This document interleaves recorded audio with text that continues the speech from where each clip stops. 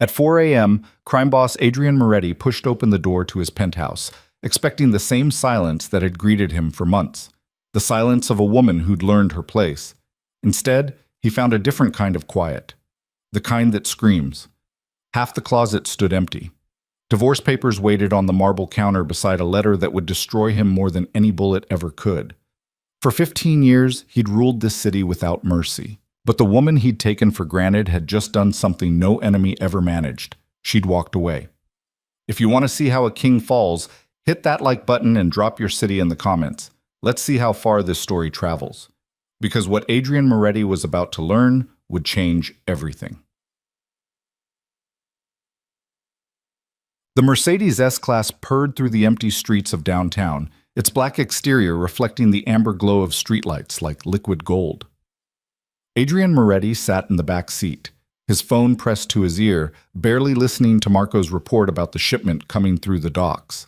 His mind was elsewhere, specifically on the woman he'd left sleeping in the hotel suite 2 hours ago. Vanessa.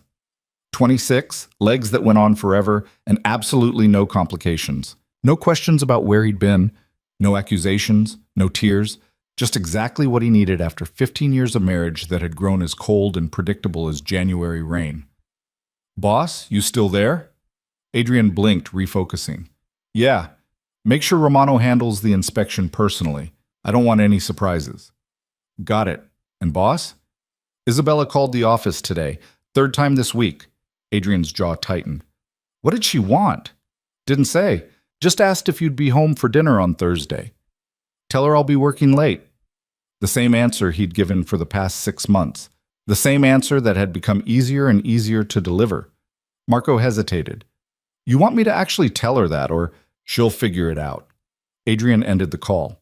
The car glided to a stop in front of the Moretti building, 32 floors of steel and glass that served as both his legitimate business headquarters and the crown jewel of an empire built on considerably less legitimate foundations. The penthouse occupied the entire top floor, a monument to everything Adrian had clawed his way up from nothing to achieve. "Want me to wait, boss?" his driver asked. "No, I'm in for the night." Adrian stepped out into the cool, pre-dawn air, straightened his Tom Ford suit jacket, and headed for the private elevator. His reflection in the polished brass doors showed a man in his prime, 42 years old, silver threading through dark hair in a way that added gravitas rather than age. A face that had launched 1,000 profitable deals and twice as many fearful negotiations. He looked like exactly what he was. Untouchable. The elevator rose silently, counting off floors and glowing numbers. Adrian loosened his tie, already anticipating the routine that awaited. Isabella would be asleep, or pretending to be, in their bedroom. He'd shower in the guest bathroom to avoid waking her, then slip into bed around 5.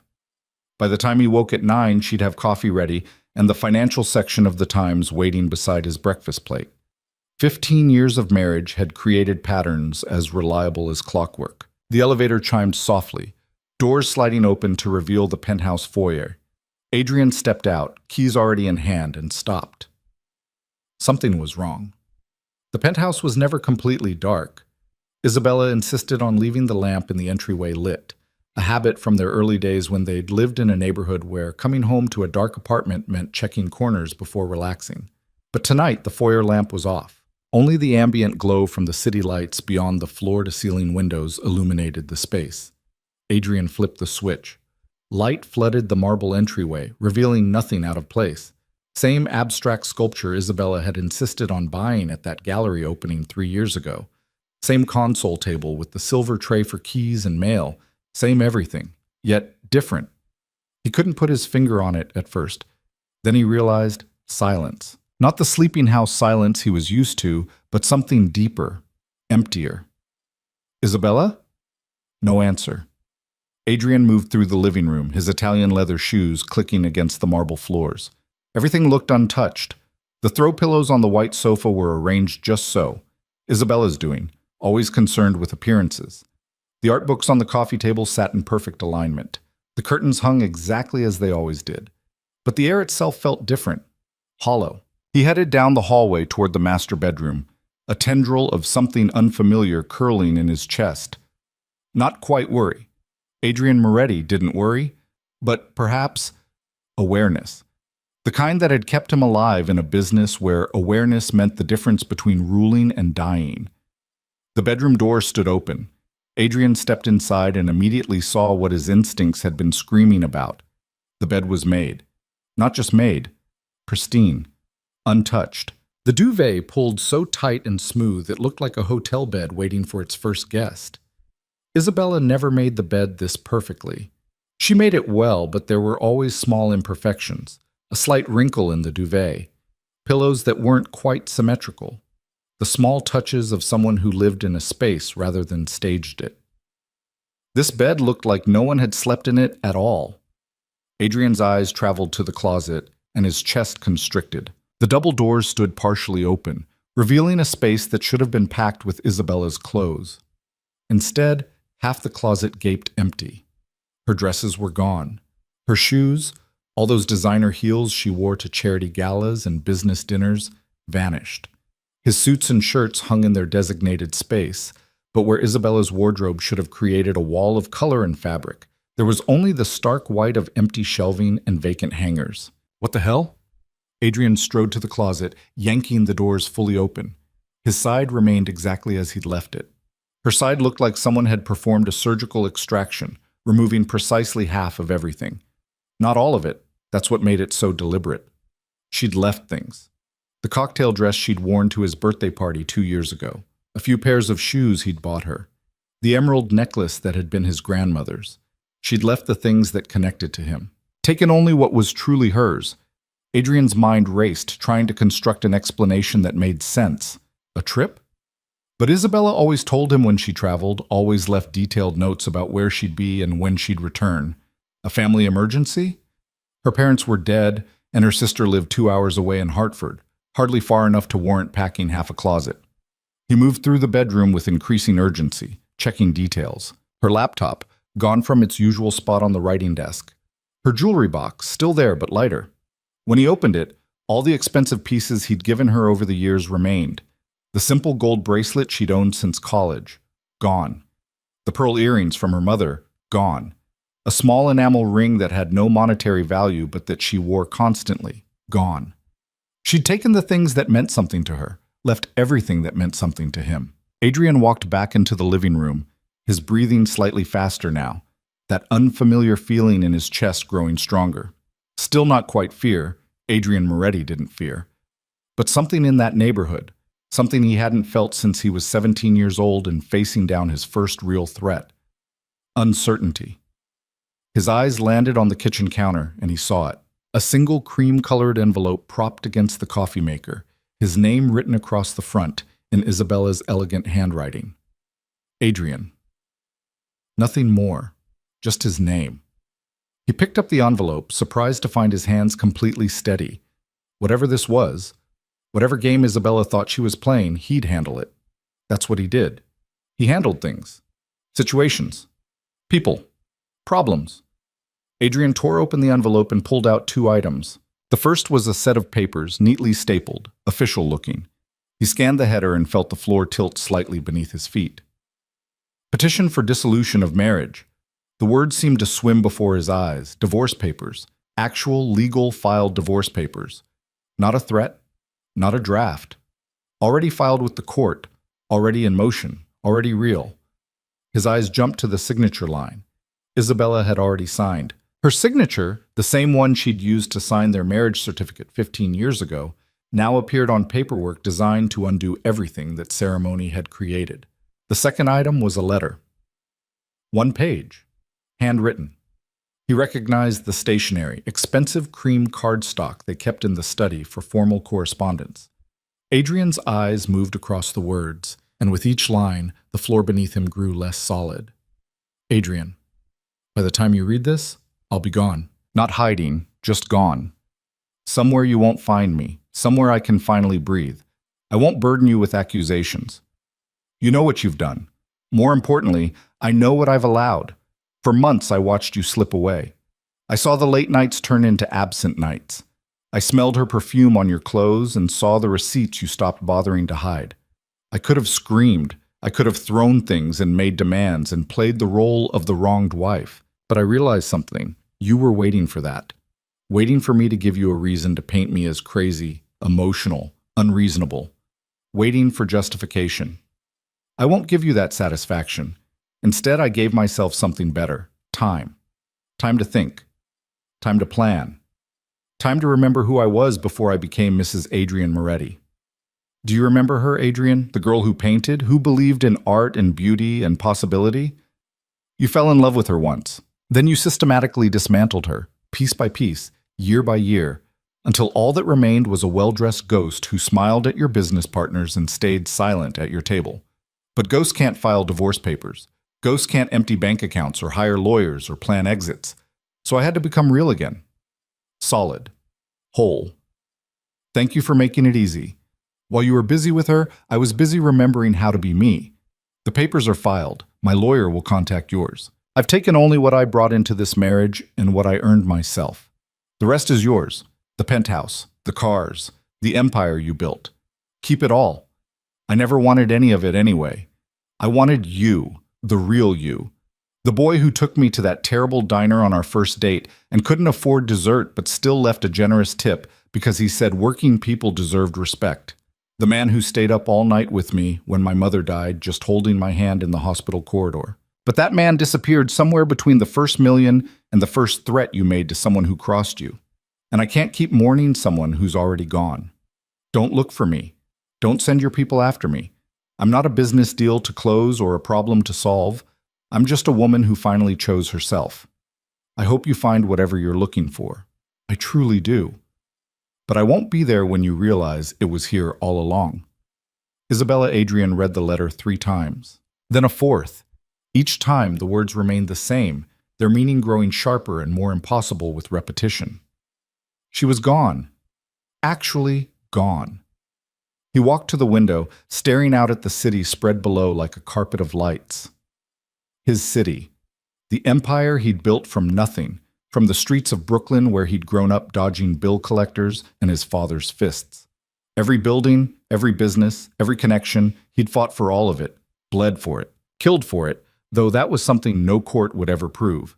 And somewhere in building that empire, his wife had packed half a closet and disappeared. Adrian pulled out his phone, dialing Marco before his rational mind could catch up with his instincts. Boss?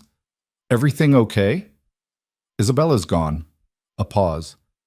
Gone like out for the night? Gone like divorce papers and empty closets. I need you to... Stop. Marco's voice cut through Adrian's rising panic with surprising firmness. Before you say what you're about to say, think. Really think. Adrian's jaw clenched. I'm not asking for advice. I'm telling you to... To what? Track down your wife like she's some kind of fugitive? Send guys to drag her back?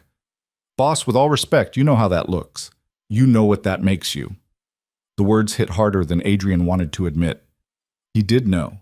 He knew exactly what it made him, the thing he'd always sworn he'd never be.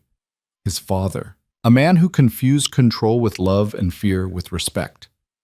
She filed papers, Marco, legal papers. This isn't some tantrum. No, Marco agreed quietly. It's not. Which maybe means you need to let your lawyer handle the lawyer stuff, and you need to... I don't know, boss. Figure out why she left in the first place. Adrian ended the call without responding. He didn't want wisdom. He didn't want perspective. He wanted his life to make sense again, to return to the comfortable patterns he understood. But even as the thought formed, he knew it was already too late. He walked back to the bedroom, letter still in his hand, and caught sight of himself in the full-length mirror. Same expensive suit, same confident posture, same face that had stared down rivals and negotiated impossible deals. But for the first time in years, Adrian Moretti saw something he didn't recognize, a man who'd won everything and lost something he couldn't name. The clock on the nightstand read 4:47 a.m.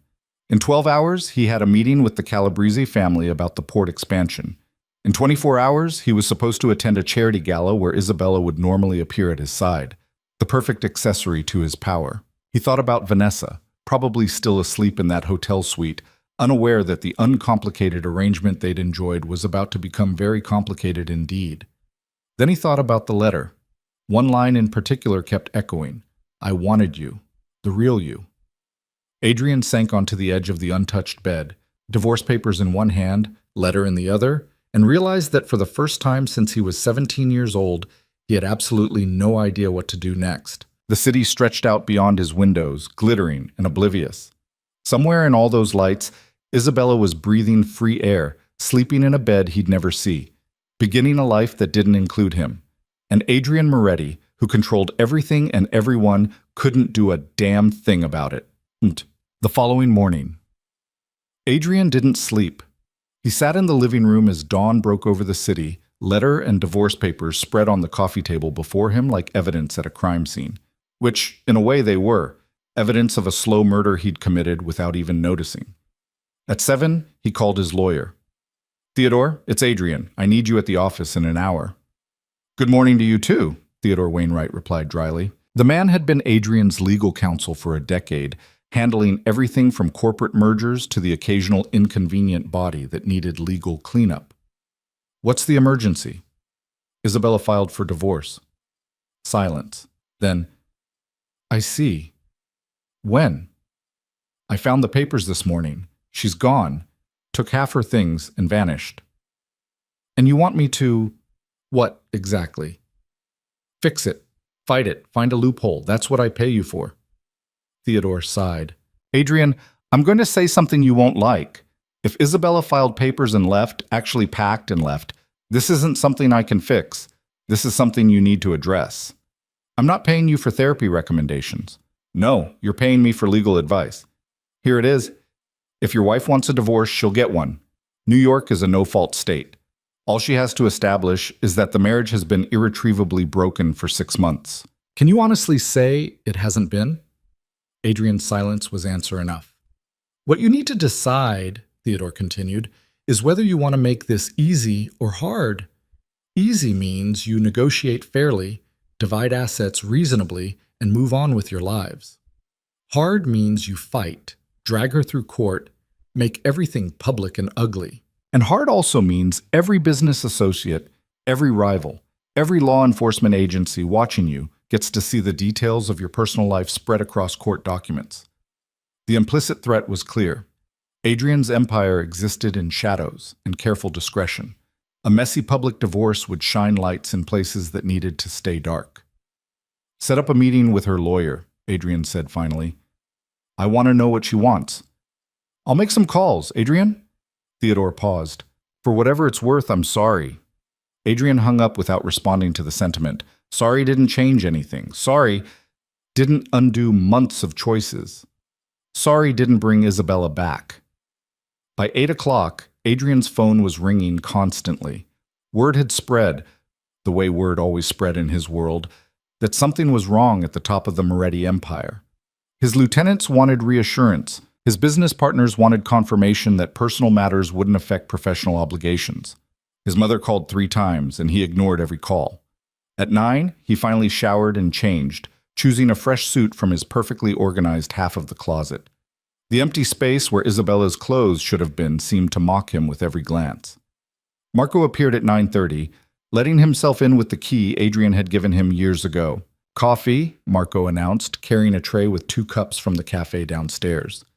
"And before you bite my head off, you look like hell and you need to eat something." "I'm fine." "You're not fine.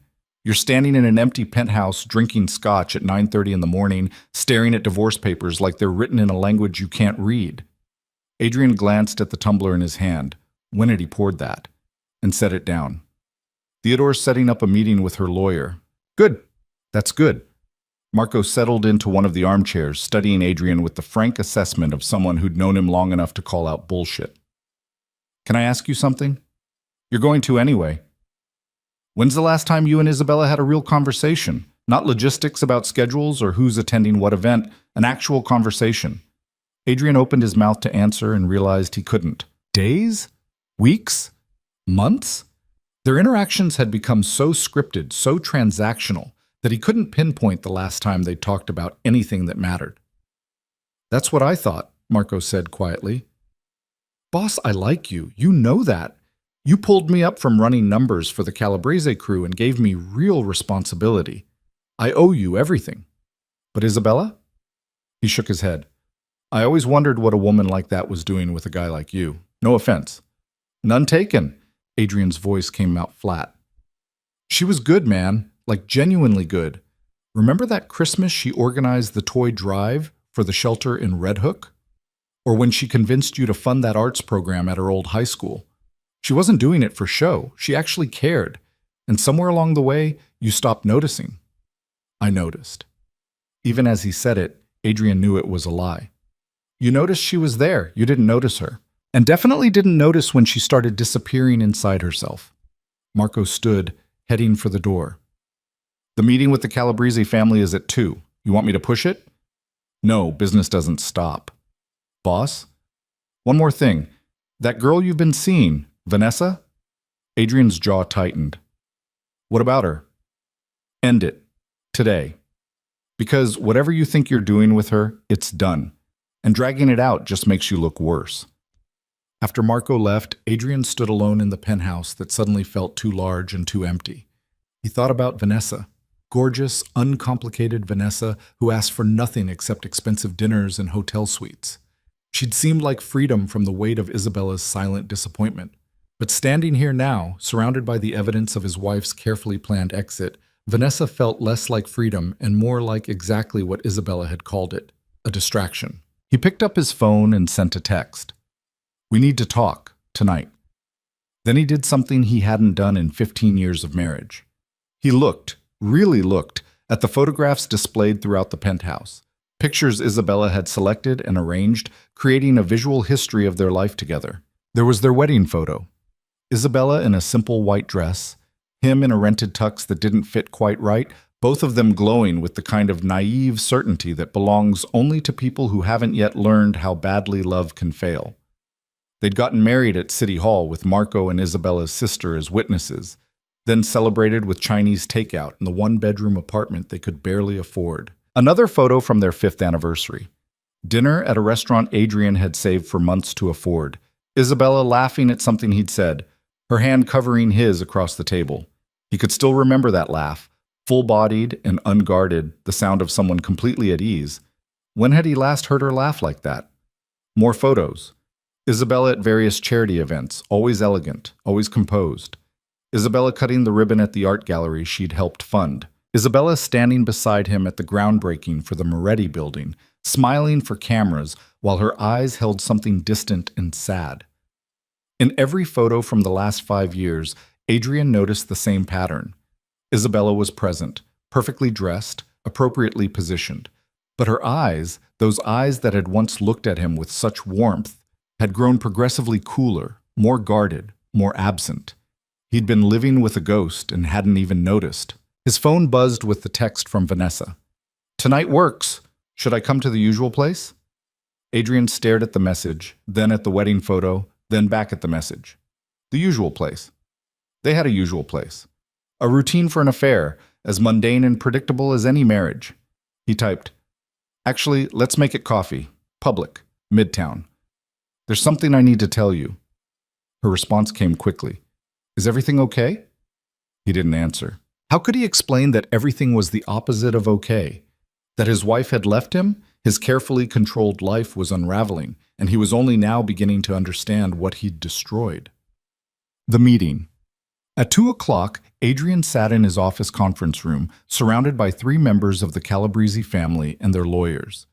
They were negotiating expansion rights at the port of Newark, a deal that would be worth millions and required careful diplomacy given the Calabrese family's historical territorial sensitivities.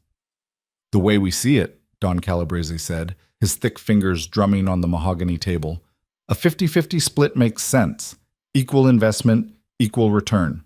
Adrian would normally have argued for 60-40. The Morettis were bringing more resources, more infrastructure, more risk. But today, sitting across from these men while his marriage dissolved in legal paperwork, Adrian found he didn't care about the extra 10%. 50-50 is acceptable. Every person in the room went silent. Marco's eyes widened slightly, the only outward sign of his shock. You're agreeing. Don Calabrese leaned back, suspicion creasing his weathered face. Just like that?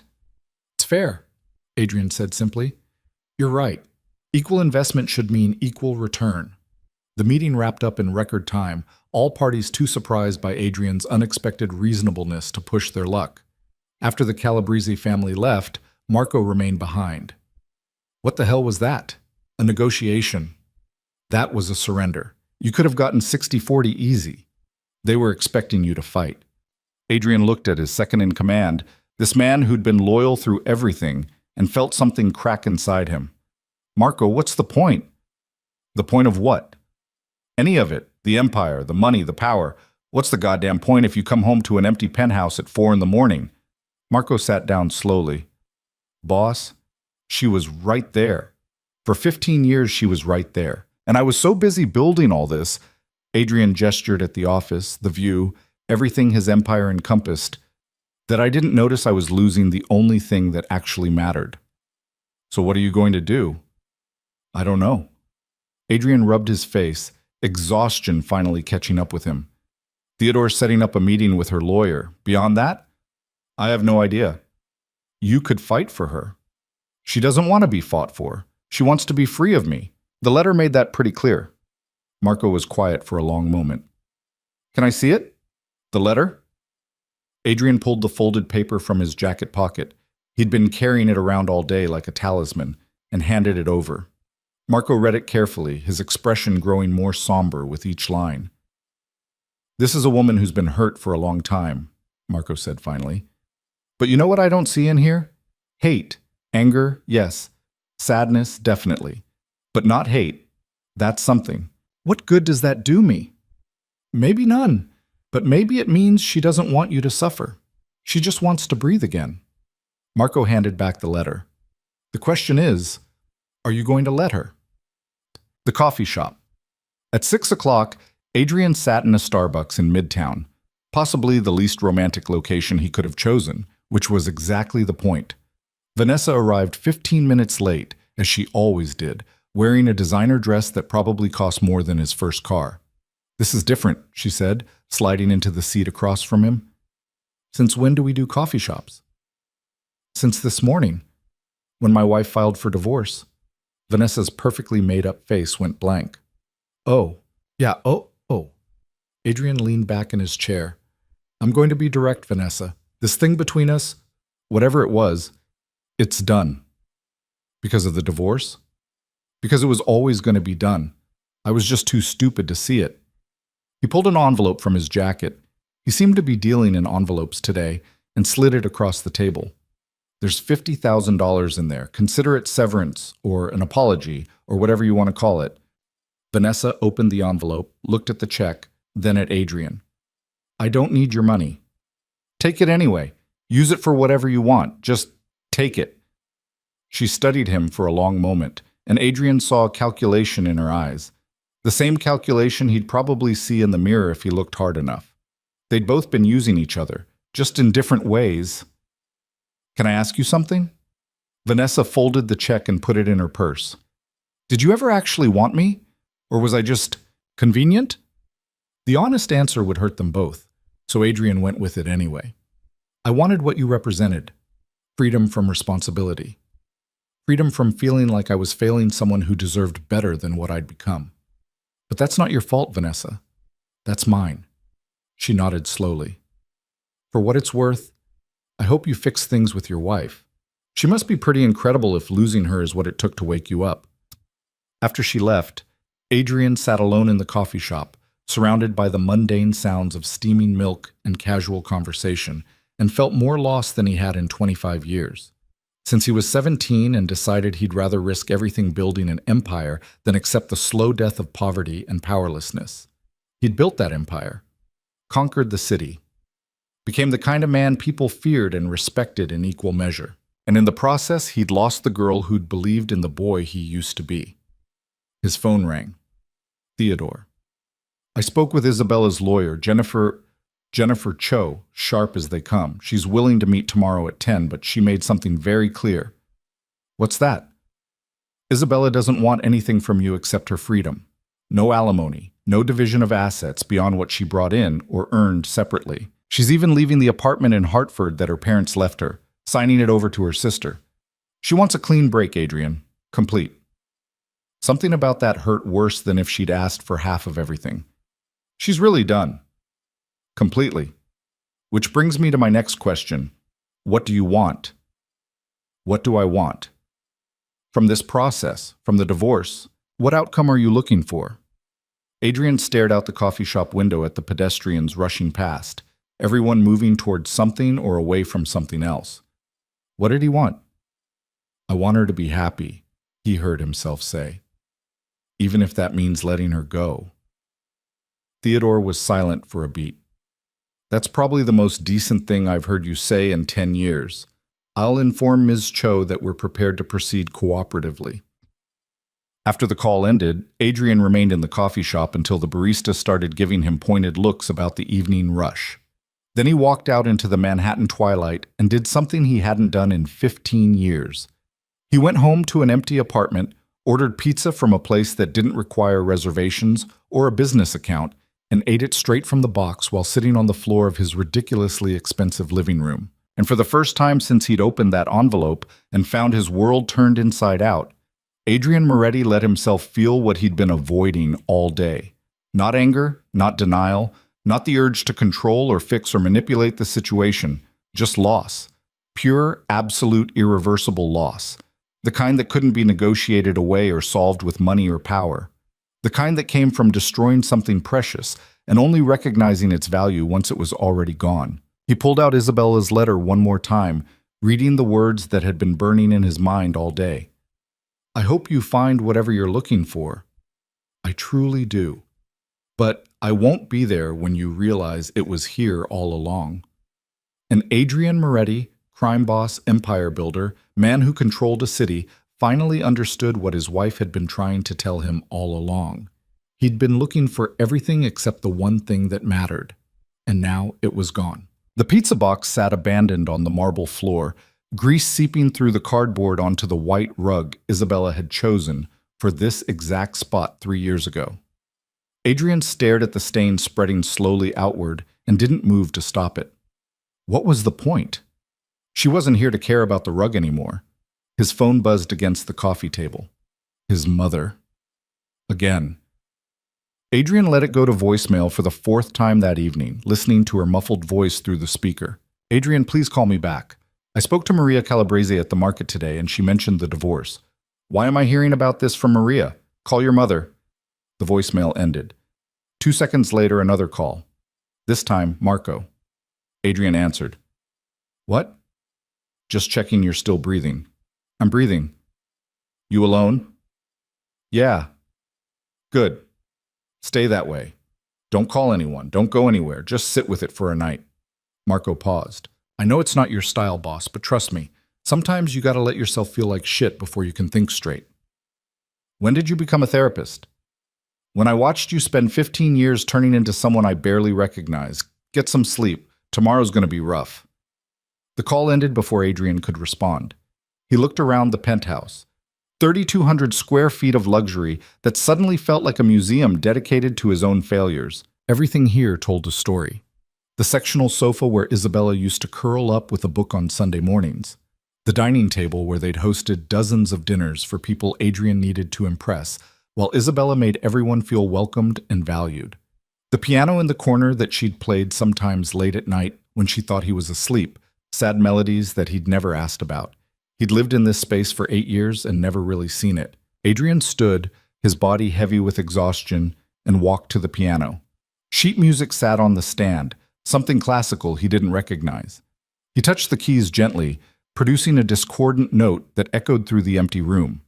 Isabella had tried to teach him once, early in their marriage. It's not that hard, she'd said, guiding his fingers to the right positions. You just have to feel it.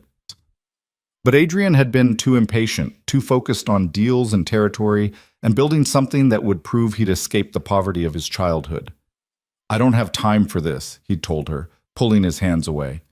The disappointment in her eyes had lasted only a moment before she'd smiled and said, That's okay. Maybe someday. Someday had never come. Adrian closed the piano and headed toward the master bedroom, then stopped. He couldn't sleep in that bed. Not the one she'd made so perfectly it looked like a reproach. Instead, he grabbed a blanket from the hall closet and settled on the living room sofa, the same spot where Isabella used to read. Sleep didn't come. Instead, memories arrived in relentless waves. Their first apartment, a fifth-floor walk-up in Queens with a radiator that clanked all night and neighbors who fought so loudly they'd learned everyone's business through the thin walls. Isabella had painted the whole place herself while Adrian worked 18-hour days trying to establish himself. He'd come home exhausted to find her covered in paint, grinning like she'd accomplished something miraculous. "It's home now," she'd said. "Our home." Their first real fight. Something stupid about Adrian missing her birthday dinner because a meeting ran late. She'd cooked for hours, set the table with candles and flowers from the bodega. By the time he'd arrived at midnight, everything was cold and she was sitting in the dark. "You could have called," she'd said quietly. Not yelling. That would have been easier, just quiet disappointment that cut deeper than any accusation. The night he'd finally made his first million, legitimate money, clean money, the kind that came from the construction company he'd built from nothing. He'd rushed home to tell her, expecting celebration. Instead, she'd looked at the number on the bank statement and asked, "Is this what you wanted?" He'd said yes without hesitation. She'd smiled, but something in her eyes had dimmed. "Then I'm happy for you." Years of moments, years of small choices that seemed insignificant at the time, but had somehow accumulated into this: divorce papers, and an empty closet, and a wife who'd disappeared into the night like smoke. Adrian's phone lit up on the coffee table. A text from an unknown number. "This is Jennifer Cho, Mrs. Moretti's attorney, confirming our meeting tomorrow at 10 a.m. at my office. Address below. Please come alone." He stared at the message, then typed back, "I'll be there." 3 dots appeared, disappeared, then returned. "Mr. Moretti, I want to be clear about something. My client wants a clean, quick dissolution. She's not interested in negotiation or reconciliation. She's not interested in hearing from you directly. If you're coming to this meeting with any agenda other than finalizing the divorce, please save us both time and don't come." Adrian's jaw clenched. He typed, "I understand." But he didn't understand, not really. How did 15 years of marriage just end? How did you wake up one morning and decide the person you'd built a life with was someone you needed to escape from? Except Isabella hadn't decided it in one morning. That was the part Adrian was beginning to comprehend. She'd decided it slowly, over months, maybe years, of disappointments and absences and betrayals both large and small. While he'd been busy not noticing, she'd been busy planning her exit. The realization settled in his chest like a stone. Around 3 in the morning, Adrian finally drifted into a restless sleep, the kind where dreams and reality blurred together. He dreamed of Isabella painting their first apartment, but when he looked closer, she wasn't painting walls. She was painting herself out of the picture, stroke by stroke, until nothing remained but blank canvas.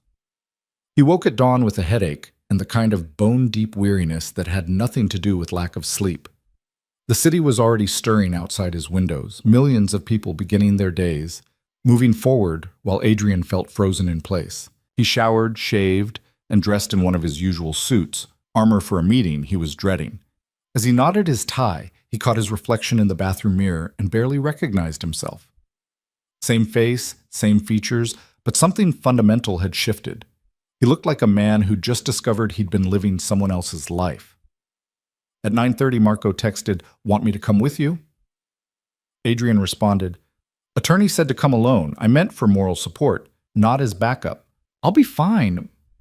"Boss, nobody's fine at their own divorce negotiation." Adrian pocketed his phone without responding and headed down to the garage.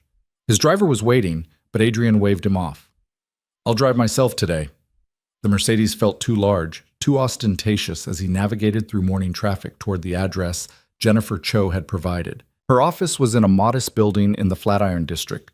Nice enough, but nothing like the gleaming towers where Adrian conducted his business. It felt deliberate, like Isabella was making a point. This wasn't his world. This was hers. He found parking 3 blocks away and walked, using the time to steady his breathing and prepare himself for whatever was coming. A group of construction workers catcalled at a woman passing by, and Adrian found himself thinking about the boy he'd been at 17, the one who'd worked construction to help his mother pay rent, who'd left generous tips because he understood what it meant to work hard for little money. When had he stopped being that person? Jennifer Cho's office was on the 4th floor. The elevator was old, slow, and smelled faintly of cleaning products. Adrian rode it up alone, watching the numbers tick past and feeling like he was ascending toward his own execution. The reception area was simple: clean lines, comfortable chairs, a few pieces of art on the walls that looked original rather than mass-produced. A young woman sat behind the desk, and she looked up as Adrian entered. "Mr. Moretti?" "Yes." "Miss Cho is expecting you. Conference room is the second door on the left." Adrian walked down a short hallway, his footsteps muffled by carpet that had seen better days. He could hear voices behind the conference room door, two women talking in low tones. One of them was probably Jennifer Cho. The other might be Isabella. His hand hesitated on the doorknob. Part of him wanted to burst in, to see her, to make her look at him and explain how they'd arrived at this point. But Marco's words echoed in his mind. Sometimes you gotta let yourself feel like shit before you can think straight. Adrian knocked. "Come in." He opened the door to find two women seated at a simple conference table. The first was clearly Jennifer Cho, early 40s, sharp suit, intelligent eyes that assessed him immediately. The second was not Isabella, and Adrian felt a confusing mixture of relief and disappointment. "Mr. Moretti, I'm Jennifer Cho. This is my associate, Sarah Chen. Please sit." Adrian took the chair across from them, hyper-aware of every sound: the scrape of the chair legs, his own breathing, the hum of the air conditioning. "Your attorney isn't joining us?" Jennifer asked. "I was told to come alone. I assumed that meant without legal counsel." "It meant without an entourage. Theodore Wainwright is welcome to attend, though I suspect this meeting will be brief enough that his presence isn't necessary." Jennifer opened a folder in front of her. "My client has made her wishes very clear. She wants a simple, uncontested divorce. No alimony, no division of marital assets. She's willing to sign a document stating that she came into the marriage with approximately $15,000 in personal savings and a 2003 Honda Civic, and she's leaving with the equivalent value plus her personal earnings from freelance work over the years, approximately $80,000 total, which she's already transferred from your joint account to her personal account. Everything else remains yours." Adrian stared at her. "That's it?" "That's it. She wants nothing from you except her freedom and her maiden name back." "She's going back to Russo?" The name felt strange on his tongue. Isabella Russo. The girl he'd met at a coffee shop in Brooklyn when they were both 25 and stupid with hope. "Yes. The legal paperwork is already prepared. All we need is your signature acknowledging receipt of the divorce petition and your agreement not to contest the terms." "And if I want to contest them?" Jennifer's expression didn't change. "Then we'll see you in court, and this process becomes lengthy, expensive, and public. Is that what you want, Mr. Moretti?" "No?" The word came out before Adrian could think about it. "No, I don't want that." "Then sign the documents. You have 30 days to change your mind, but I'm advising you now. My client has no interest in reconciliation or negotiation. She's made her decision." Adrian looked at the papers Jennifer pushed across the table. Official forms with legal language that reduced 15 years of marriage to a series of checkboxes and signature lines. He pulled out his pen, a Mont Blanc Isabella had given him for their 10th anniversary, engraved with his initials. "Before I sign, can I ask you something?" "That depends on what you want to ask." "Is she okay?" "Isabella, is she safe?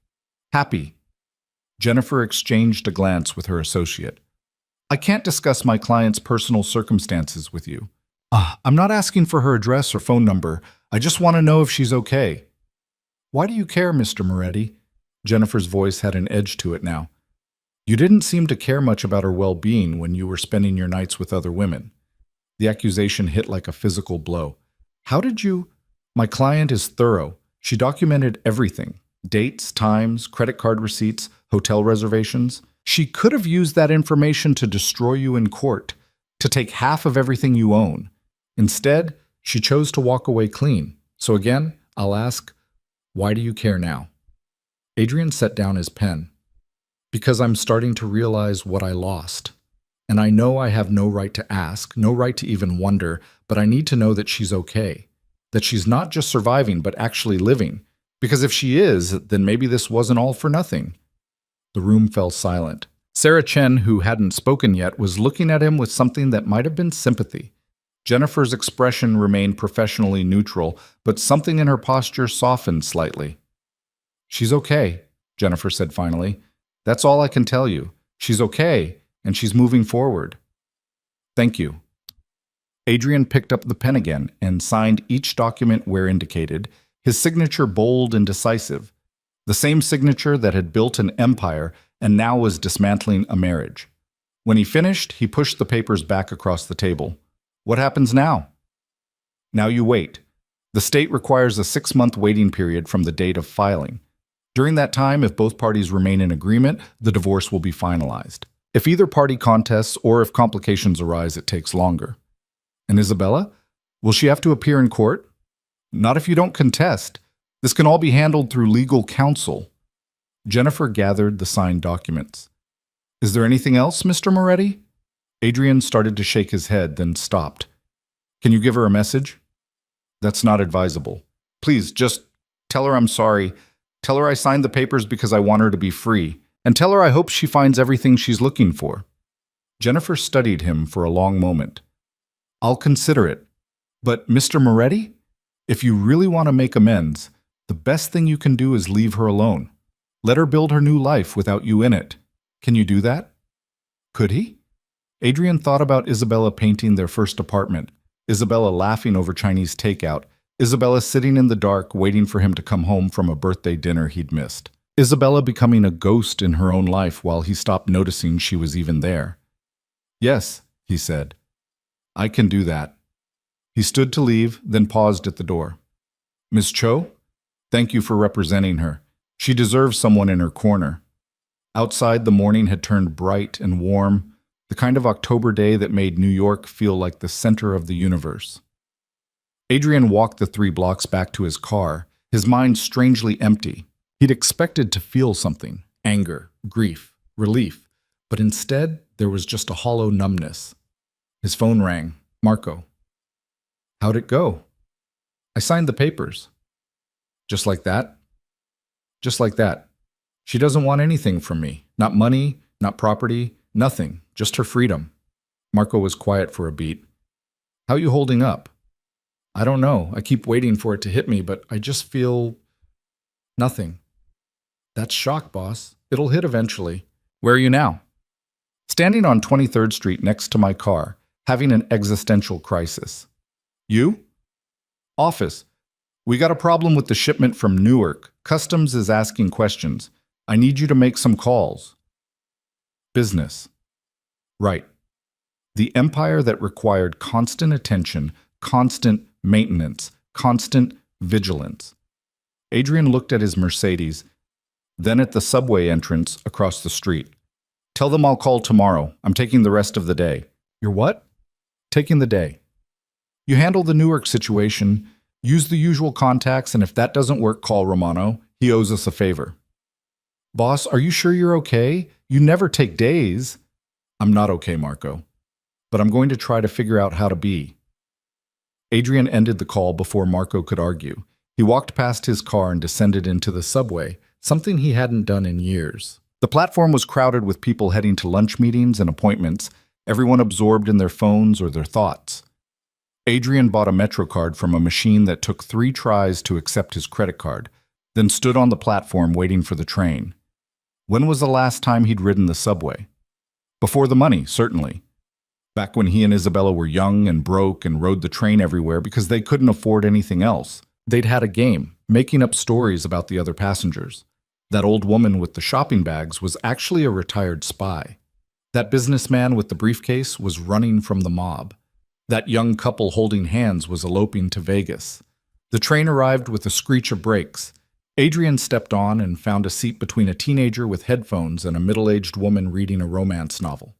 The subway lurched forward, carrying him downtown toward nowhere in particular. He got off at Brooklyn Bridge City Hall on impulse, drawn by muscle memory to a neighborhood he hadn't visited in years.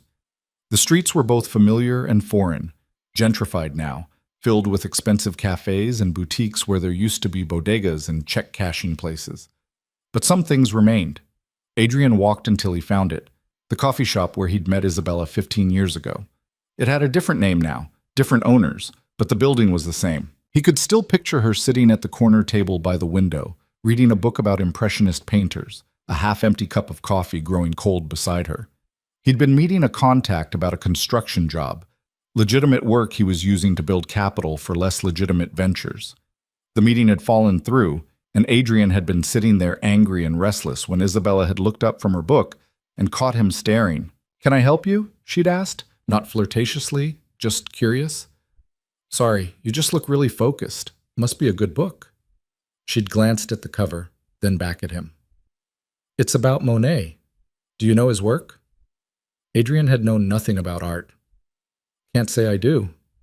He painted the same haystacks over and over, at different times of day and different light. People thought he was crazy, but he was trying to capture something that kept changing, the way perception shifts based on context." She'd smiled. "I think that's beautiful, the idea that nothing is ever really the same twice." They'd talked for 3 hours. By the time they left, Adrian had her number and a feeling in his chest that he'd later recognize as the beginning of love. Now he stood outside that same coffee shop, looking through the window at strangers living their own stories, and wondered how many moments like that one he'd taken for granted. How many times had Isabella tried to share something she loved with him, only to be met with distraction or dismissal? "Excuse me, are you going in?" Adrian stepped aside to let a young couple pass. They were holding hands, laughing about something, completely absorbed in each other. He watched them enter the coffee shop and felt a sharp pang of recognition.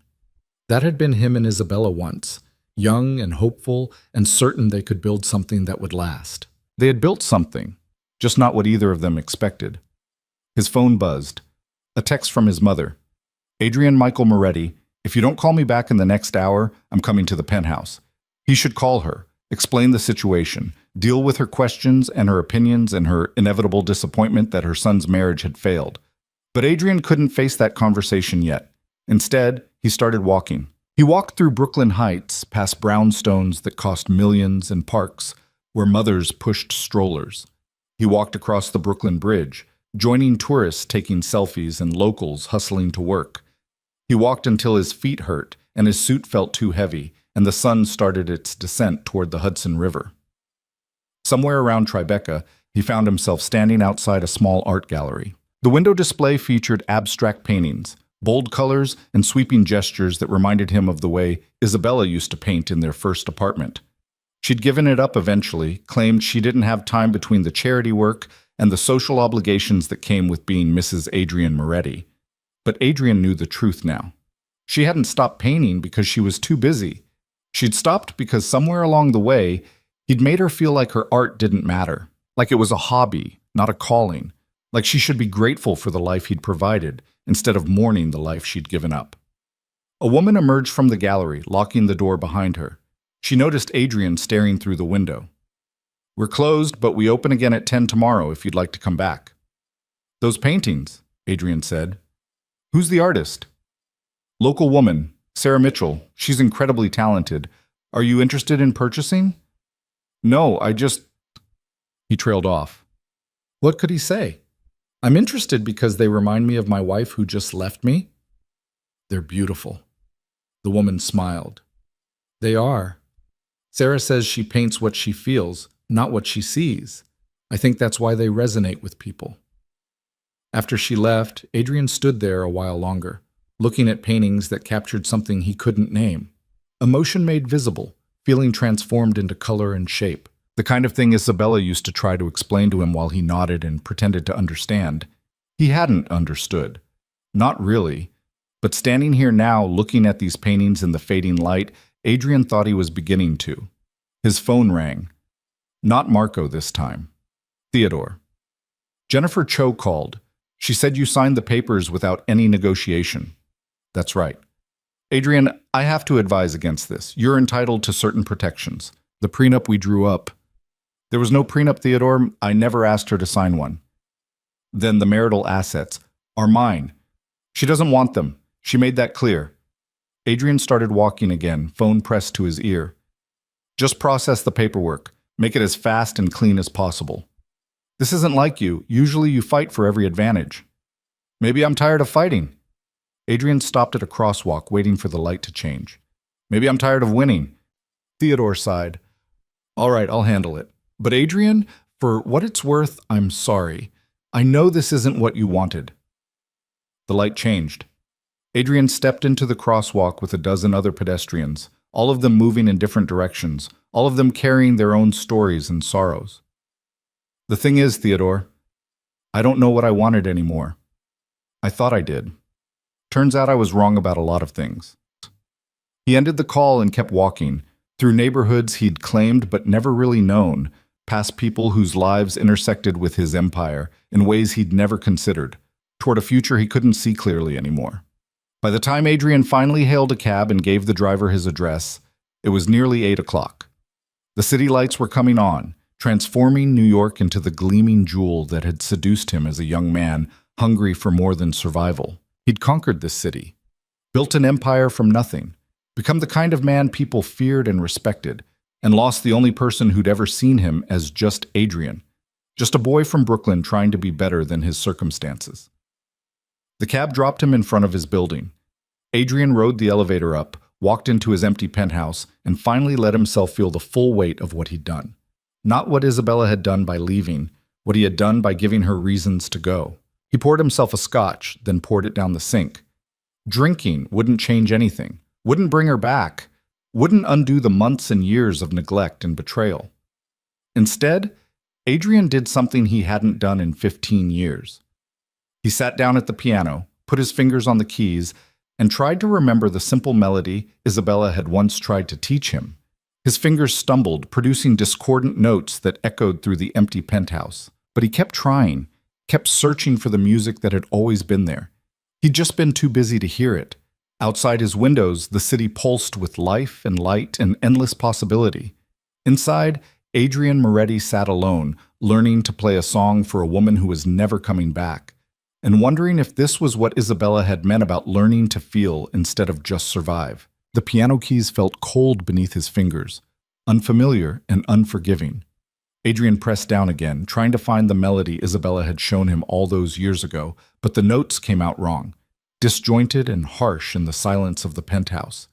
He tried again and again. Each attempt sounded worse than the last. Finally, he slammed the key cover down and walked away, his reflection catching in the darkened windows. A man alone in a luxury prison of his own making. His phone vibrated on the counter. Another text from his mother. I know you're avoiding me. I'm coming over tomorrow whether you like it or not. We need to talk about this.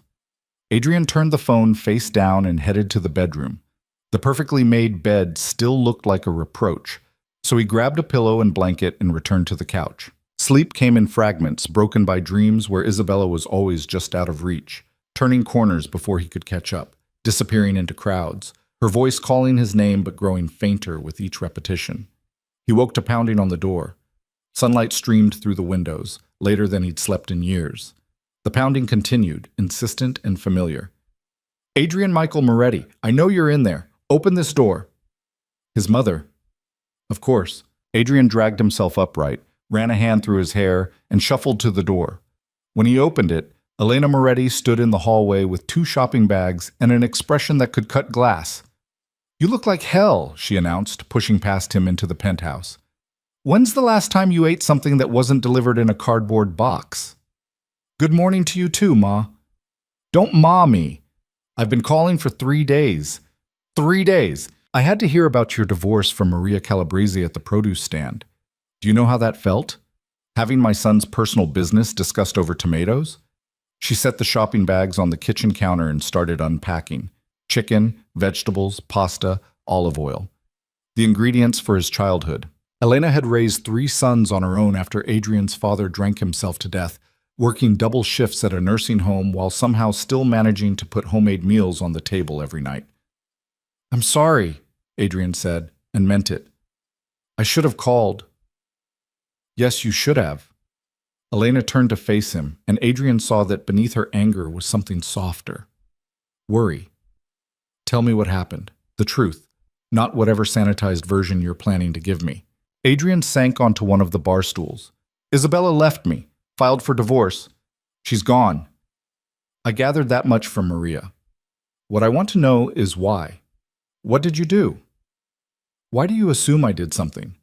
Elena gave him a look that could have melted steel. Because I raised you, Adrian. I know exactly who you are. And Isabella, that girl was good. Too good for you, honestly. I told you that on your wedding day. You did not. I did. You were too happy to hear it. Elena started chopping vegetables with practiced efficiency. So tell me, what did you do? The confession came easier than Adrian expected. Maybe because it was his mother, the one person who'd seen him at his worst and loved him anyway. Or maybe because he was too exhausted to maintain pretenses anymore. I had an affair, got careless. She found out months ago and didn't say anything. Just started planning her exit while I was too stupid to notice. Elena's knife paused mid-chop. An affair. Yeah. With who? Does it matter? It matters to me. I want to know what kind of woman was worth destroying your marriage over. No one worth it. That's the thing, Ma. She wasn't worth it. Nothing about it was worth it. I don't know. I got bored, complacent, started taking Isabella for granted. Elena set down the knife and crossed her arms. Your father did the same thing. Different woman every week. Thought I didn't know. The difference is I had 3 kids and no money and nowhere to go. Isabella had options. Smart girl. You're not going to tell me I should fight for her? Try to win her back? Why would I tell you that? You already lost her, Adrian. Fighting now would just be selfish. Elena returned to her chopping. The question is what you're going to do with that information. Are you going to learn from this? Or are you going to keep making the same mistakes until there's nothing left to lose? Adrian watched his mother work, her hands moving with the confidence of someone who'd cooked thousands of meals in countless kitchens. She'd given him everything, worked herself to the bone so he and his brothers could have better lives than she'd had. And what had he done with that sacrifice? Built an empire on violence and intimidation, married a woman who deserved better, then destroyed it all through sheer neglect. I don't know how to fix this, he admitted quietly. You can't fix it. That's what you're not understanding. Isabella made her choice. The only thing you can fix is yourself. Elena pointed the knife at him. And that starts with figuring out who you want to be. Not who you are now, who you want to be. Before Adrian could respond, his phone rang. Marco. I need to take this. Elena waved him off, already focused on the stove. What's going on? Adrian answered. We got a situation. Romano's crew hit one of our warehouses last night. Took about 200 grand in merchandise. Adrian's mind shifted into familiar patterns. Assess the threat, calculate the response, plan the retaliation. Romano, I thought we had an understanding. Apparently not anymore. Word is he thinks you're weak right now, distracted. Figured it was a good time to test your boundaries. The old Adrian would have already been planning Romano's punishment, would have made calls, mobilized soldiers, sent a message that would echo through every crew in the city. But standing in his mother's presence, smelling the sauce she was making from scratch, Adrian felt something shift. Set up a meeting, just Romano and me. No crew, no backup. Boss, that's not smart. Guy just robbed you. You can't walk in there alone. I'm not walking in alone. You'll be there, but no army. I want to talk to him, not start a war. And if he decides talking isn't enough, then we'll deal with that. But Marco, I'm tired of solving every problem with violence. Set up the meeting. After he hung up, Elena was watching him with an unreadable expression. What? That sounded different, more measured. Yeah, well, maybe I'm trying something new. Adrian slid onto the bar stool. You think that's weak? What you said about Romano thinking I'm weak right now? Elena stirred the sauce, tasting it before adding more salt. I think there's a difference between being weak and being smart. Your father, he thought strength meant never backing down, never compromising, never admitting when he was wrong. You know where that got him? Dead at 47 with nothing to show for his life except 3 kids who barely remember him and a wife who was relieved when he was gone. The words hung in the air, honest and brutal. Is that how Isabella felt? Relieved when she left? I don't know. But I know this. You keep going the way you're going, you'll end up just like him, powerful, feared, and completely alone. Elena turned to face him fully. Is that what you want? The question echoed in Adrian's mind long after his mother left. the penthouse filled with containers of homemade food and the lingering scent of her perfume. He stood at the window, looking out at the city he'd conquered, and wondered if his mother was right, if power without purpose was just another form of poverty. His phone buzzed. A message from Marco. Meeting set. Tomorrow night, 8 p.m., Romano's Social Club in Red Hook. Just him, you, and me. Adrian typed back, good. And Marco, thank you. For what? For being honest when I need it. For giving a damn. 3 dots appeared, then disappeared. Finally. That's what family does, boss. But Marco wasn't family, not by blood anyway. He was something Adrian had chosen, the same way he'd chosen this life, this path, this empire. The same way he'd chosen to ignore his wife's slow disappearance. Choices. Everything came down to choices. Adrian spent the rest of the day doing something he'd never done before. Nothing. No meetings, no calls, no business that required his immediate attention. Instead, he sat on his couch eating his mother's cooking and reading through old text messages from Isabella. Most of them were logistical, reminders about events they needed to attend, questions about his schedule. But scattered among the mundane were glimpses of the woman he'd married. Saw the most beautiful painting today at the Whitney. Made me think of that sunrise in Montauk, remember? The one where we stayed up all night talking about everything and nothing? He didn't remember. Couldn't place the specific sunrise among the handful of trips they'd taken in 15 years. Found your grandmother's recipe for braciole. Want me to try making it for Sunday dinner? She had made it. He'd eaten it while taking calls about a shipment delay, barely tasting the food she'd spent hours preparing. I love you. Even when you're impossible. Especially when you're impossible. That one was from 3 years ago. Adrian searched for more recent messages with those 3 words and found nothing. At some point, Isabella had stopped saying she loved him, and he'd been too distracted to notice when. The next morning, Adrian woke early and did something else unusual. He went for a run. Not in the gym in his building, but outside through streets he usually only saw from the back of a car. The October air was crisp, carrying the smell of coffee and exhaust and possibility. Other runners nodded at him as they passed, a silent acknowledgement of shared effort. By the time he returned to the penthouse, sweating and breathless, Adrian felt something he hadn't experienced in years. Not happiness, exactly. More like presence. The feeling of being in his body. In this moment, instead of always racing 3 steps ahead to the next deal or threat or opportunity. He showered, dressed in jeans and a sweater instead of his usual suit, and headed out again. This time, he had a destination. The public library's main branch was magnificent in the morning light, its iconic lion standing guard over 5th Avenue. Adrian climbed the steps and entered a world he'd forgotten existed. Rows of books stretched in every direction. People sat reading, studying, existing in quiet contemplation. He found the art section and pulled books at random. Monet, Matisse, Rothko, O'Keeffe. Names Isabella had mentioned over the years, artists she'd loved, work she'd tried to share with him. Adrian settled into a chair and began reading. Hours passed. The light through the windows shifted from morning brightness to afternoon gold. Adrian absorbed information about color theory, brushwork, the way artists saw the world differently than other people. How they captured not just what something looked like, but what it felt like. Isabella had tried to teach him this, had tried to show him how to see beyond the surface of things, and he dismissed it as impractical, irrelevant to the business of building and maintaining power. Excuse me, we're closing in 15 minutes. Adrian looked up, startled. A librarian smiled apologetically at him. Of course. Thank you. He checked out 3 books, something else he hadn't done since college, and walked out into the early evening. The city was transitioning from day to night, office workers heading home, restaurants preparing for dinner service, the endless rhythm of New York carrying on indifferent to any individual's crisis. Adrian's phone rang as he walked. An unknown number.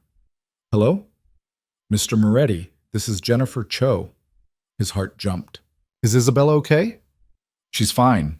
I'm calling because she asked me to pass along a message. Adrian stopped walking, right there on 5th Avenue, people flowing around him like water around a stone. What message? She said to tell you thank you for signing the papers without fighting, for making this easier than it could have been. Jennifer paused. and she asked me to tell you that she hopes you find what you're looking for. The same words from her letter. Adrian closed his eyes. That's it? That's it, Mr. Moretti. I probably shouldn't say this, but my client spoke about you with more kindness than I expected. Whatever else happened between you, she doesn't hate you. She just couldn't stay. I know. I'm beginning to understand why. Good. That's good. Take care of yourself, Mr. Moretti. The call ended, leaving Adrian standing on a busy sidewalk holding library books about art and carrying the weight of his ex-wife's kindness like a stone in his chest. That night, he sat in the penthouse reading about Monet's Haystacks, the same series Isabella had told him about the day they met. How Monet had painted the same subject over and over, in different light, different seasons, different conditions. Not because he was obsessed with haystacks, but because he was obsessed with perception.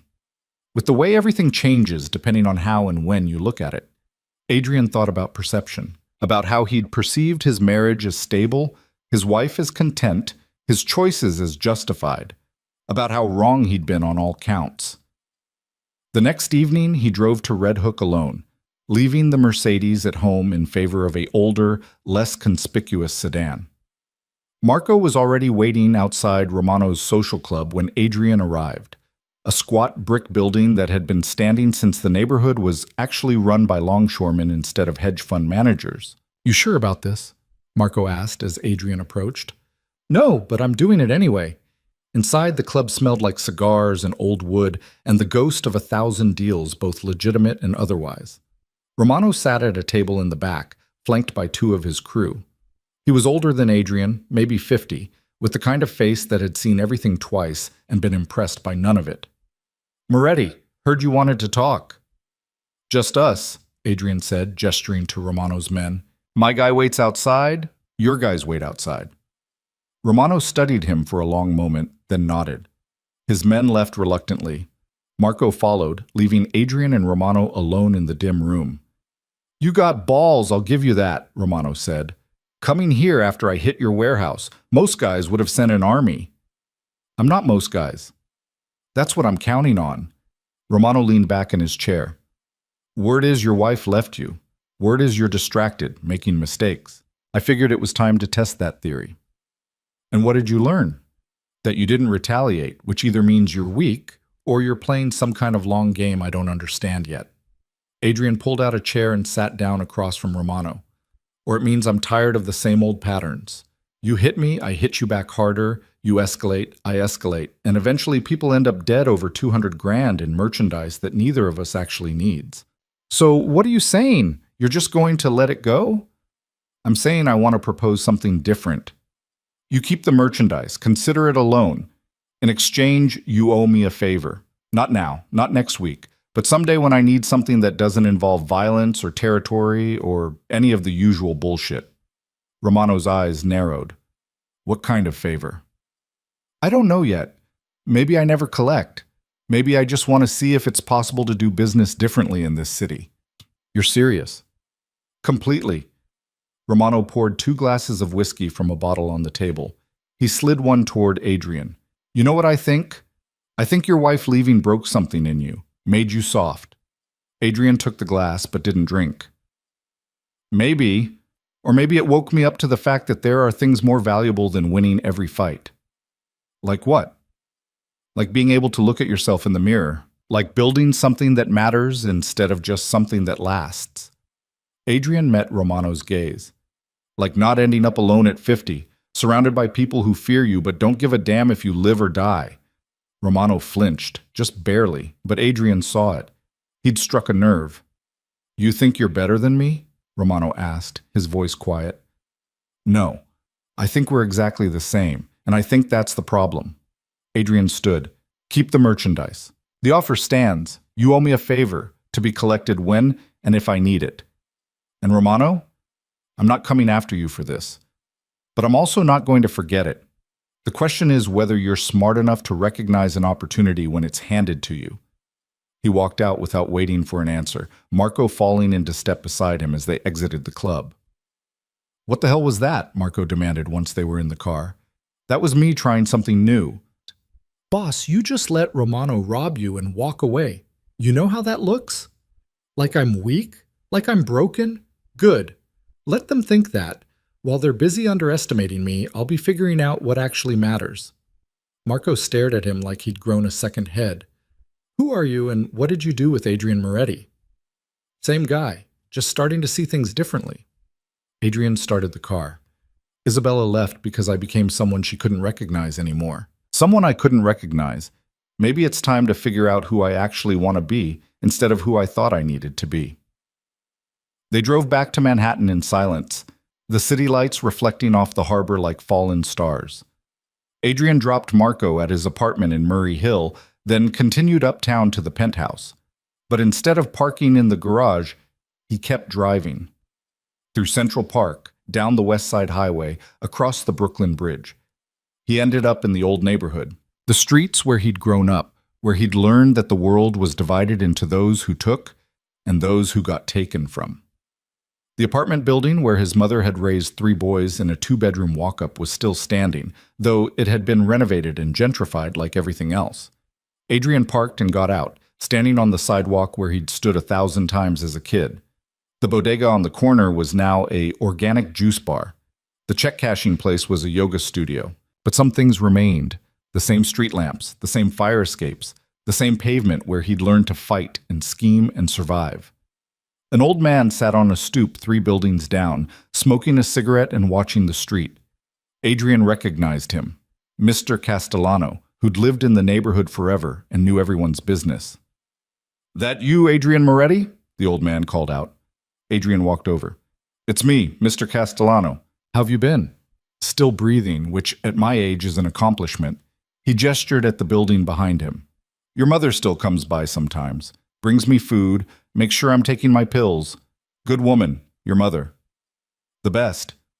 Heard about your marriage. Sorry about that." Word traveled fast, even in a neighborhood Adrian barely visited anymore. "Thank you.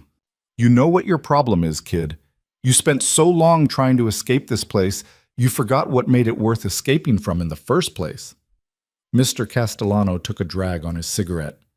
"Being poor ain't noble, but neither is being rich if all you got to show for it is a big empty apartment and nobody to share it with." "Sounds like you've been talking to my mother." "Don't need to talk to Elena to see what's obvious. You built yourself an empire, but what's an empire without a queen? Just a lonely king in a castle made of money." Adrian sat down on the stoop beside the old man. "You think it's too late? To become someone different? Too late? Kid, you're what, 40-something? You got half your life ahead of you still. The question ain't whether it's too late. The question is whether you got the guts to actually change. 'Cause that's harder than building any empire. That takes real courage." They sat in silence for a while, watching the neighborhood transition from evening to night. A young couple walked by, arguing about something trivial. A teenager skateboarded past, headphones blocking out the world. Life continuing in its endless, ordinary way. "I don't know if I know how to be anything other than what I am," Adrian admitted. "Then you figure it out. One day at a time, one choice at a time. That's how anything worth doing gets done." "Mr." Castellano stubbed out his cigarette. "Your wife, she sounds like she figured it out. Had the courage to walk away from everything you built together because she knew it wasn't right anymore. That's strength, kid. Real strength." Adrian drove home with Mr. Castellano's words echoing in his mind. When he entered the penthouse, it felt different somehow, not quite as empty. Or maybe he was just learning to sit with the emptiness instead of running from it. He made coffee, something he usually left for Isabella or the housekeeper, and sat at the piano again. This time, instead of trying to remember the melody she'd taught him, he just pressed keys randomly, not making music exactly, just making sound, filling the silence with something other than his own thoughts. His phone buzzed with an email from Theodore. The subject line read, "Divorce Proceedings, Update." Adrian opened it and read quickly. The waiting period was progressing normally. Barring any complications, the divorce would be finalized in approximately 5 months. Everything was proceeding exactly as Isabella wanted, clean, quick, final. He should have felt relieved. Instead, he felt the weight of time collapsing. 5 months until it was officially over. 5 months to figure out who he wanted to be on the other side of this. Adrian closed the piano and walked to the window. The city sprawled beneath him, millions of lives intersecting and diverging in patterns too complex to map. Somewhere out there, Isabella was living one of those lives. Working, maybe. Painting again, hopefully. Building something new from the ruins of what they'd had together. He hoped she was happy. Genuinely hoped it, even though the thought of her happiness without him felt like swallowing glass. But maybe that was the point. Maybe love, real love, meant wanting someone's happiness even when it didn't include you. Maybe that's what he should have learned 15 years ago, instead of now, standing in an empty penthouse counting down the months until his marriage legally ceased to exist. Adrian pulled out his phone and opened a new message to Isabella's number. He typed, "I hope you're well. I hope you're painting again. I hope you found whatever you were looking for when you left." His thumb hovered over the send button. Then he deleted the message. Jennifer had been clear. Isabella didn't want to hear from him, didn't want his apologies or his hopes or his belated understanding. She wanted her freedom, and the only gift he had left to give her was respecting that wish. Adrian put his phone away and returned to the piano. He opened one of the library books, a collection of Monet's letters to friends and family, and started reading, learning about a man who dedicated his life to seeing the world differently, to capturing light and moment and the way perception shifted with every passing second. Outside, the city glowed in the darkness. Inside, Adrian Moretti sat alone, learning to see what had been there all along, and wondering if it was possible to paint over a life you'd already ruined, or if some mistakes were permanent as dried oil on canvas. The weeks that followed developed their own rhythm, one Adrian had never experienced before. He woke early, not because business demanded it, but because sleep had become elusive, his mind too active with thoughts he'd spent years avoiding. He ran through the city streets as dawn broke, his breath visible in the November air, watching New York wake up around him.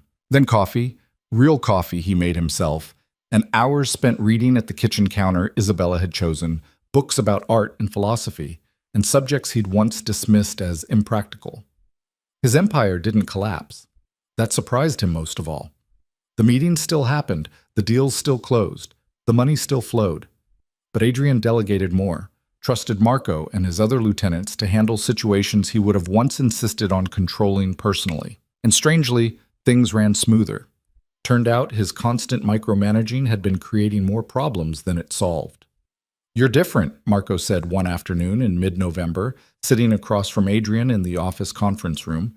They'd just finalized a shipping contract that would have taken weeks of tense negotiation a year ago, but Adrian had simply accepted reasonable terms instead of fighting for marginal advantages. "Different how?" "Calmer. Like you're not trying to win every conversation anymore." Marco tilted his head, studying Adrian with the frankness of old friendship. "It's weird, but not bad weird. I'm trying to figure out what actually matters. Turns out most of what we fight about doesn't. And the stuff that does matter?" Adrian thought about Isabella's empty closet, the divorce papers progressing through legal channels, the silence of the penthouse at night. "I'm still figuring that out." His mother visited twice a week now, always with food and opinions in equal measure. She'd stopped asking about the divorce directly, instead watching Adrian with shrewd eyes that missed nothing. "You're reading," she observed one evening, noting the stack of library books on the counter. She picked one up, a biography of Georgia O'Keeffe. "Since when do you read about artists?" "Since I realized I should have been paying attention when Isabella tried to teach me." Adrian took the book from her and set it back on the stack. She loved O'Keeffe, said she painted the world the way it felt, not the way it looked. Elena's expression softened.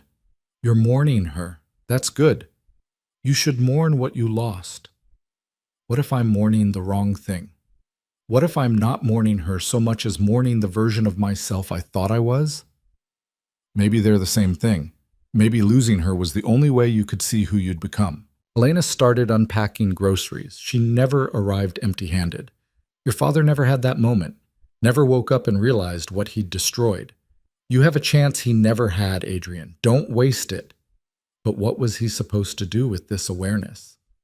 Adrian asked himself that question daily, usually while staring out at the city from his two large windows, feeling like a ghost haunting his own life.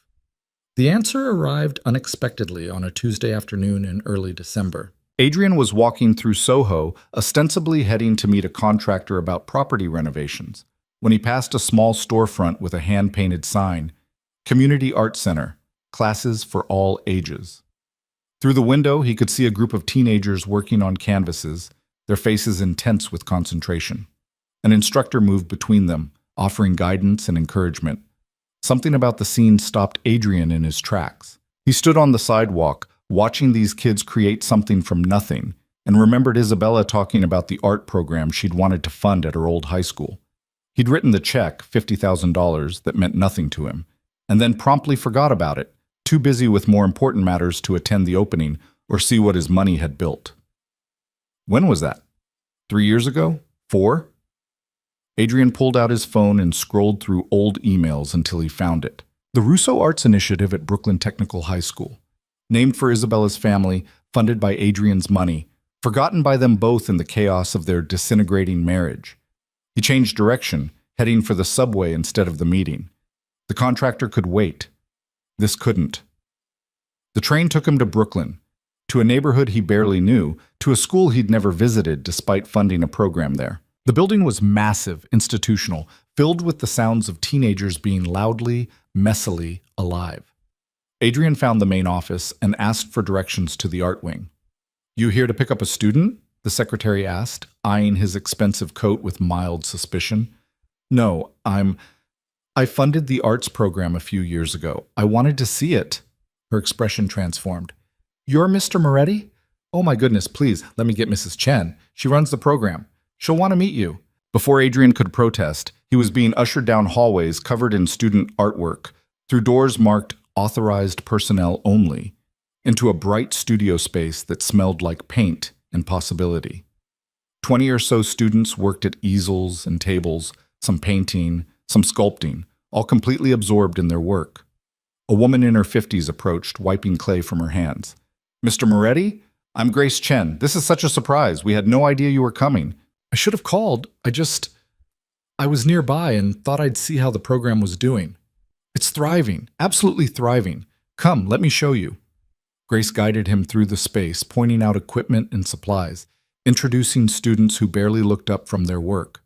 We serve about 100 students now across all grades. Some of them are incredibly talented, but most importantly, they're all finding a way to express themselves. For a lot of these kids, this is the only place they feel truly seen.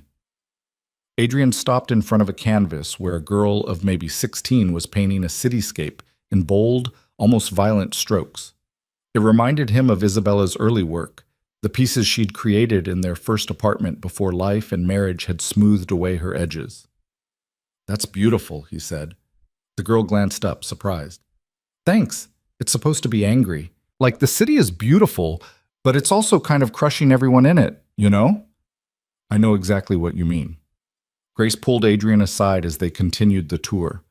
"I have to tell you, this program literally saved some of these kids. We've had students get full scholarships to art school. But more than that, we've had students who are failing other classes start to succeed because they finally had something they cared about. Your donation didn't just buy art supplies, Mr. Moretti. It bought hope." The words hit Adrian harder than he expected. He'd written that check to make Isabella happy, to maintain the appearance of being a good husband, a philanthropic businessman.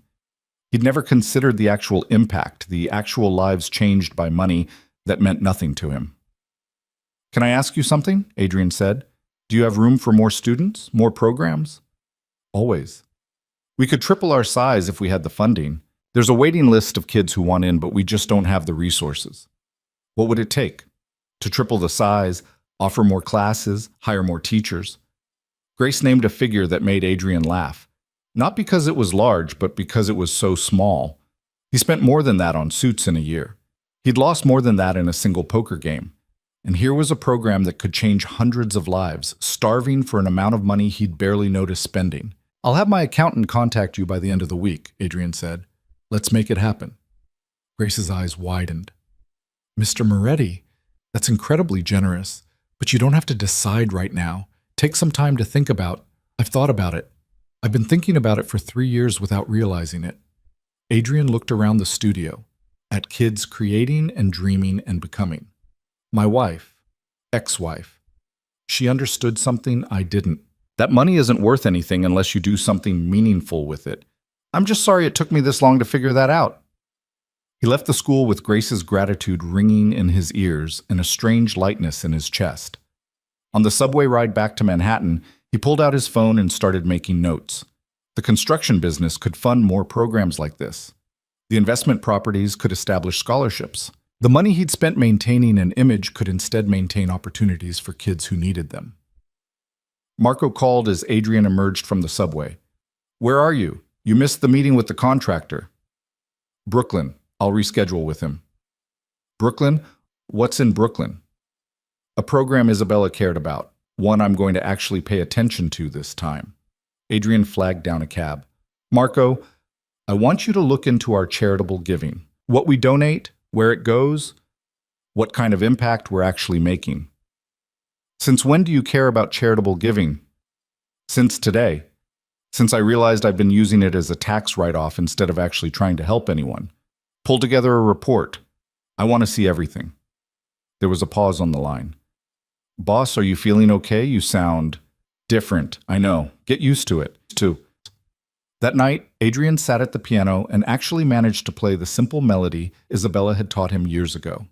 His fingers stumbled occasionally, but the basic tune emerged, recognizable, if not perfect. It wasn't much, but it was progress. His phone rang. An unknown number, but Adrian recognized the area code. Hartford, where Isabella's sister lived. His heart jumped. "Hello? Mr. Moretti? This is Angela Russo, Isabella's sister. Is she okay?" The question came automatically, panic rising in his throat. "She's fine. I'm calling because she doesn't know I'm calling, and she'd probably kill me if she found out." Angela sighed. "Look, I don't like you. I think you treated my sister terribly, and I'm glad she left. But I also know she's still struggling with it, and I thought you should know that." "What do you mean, struggling?"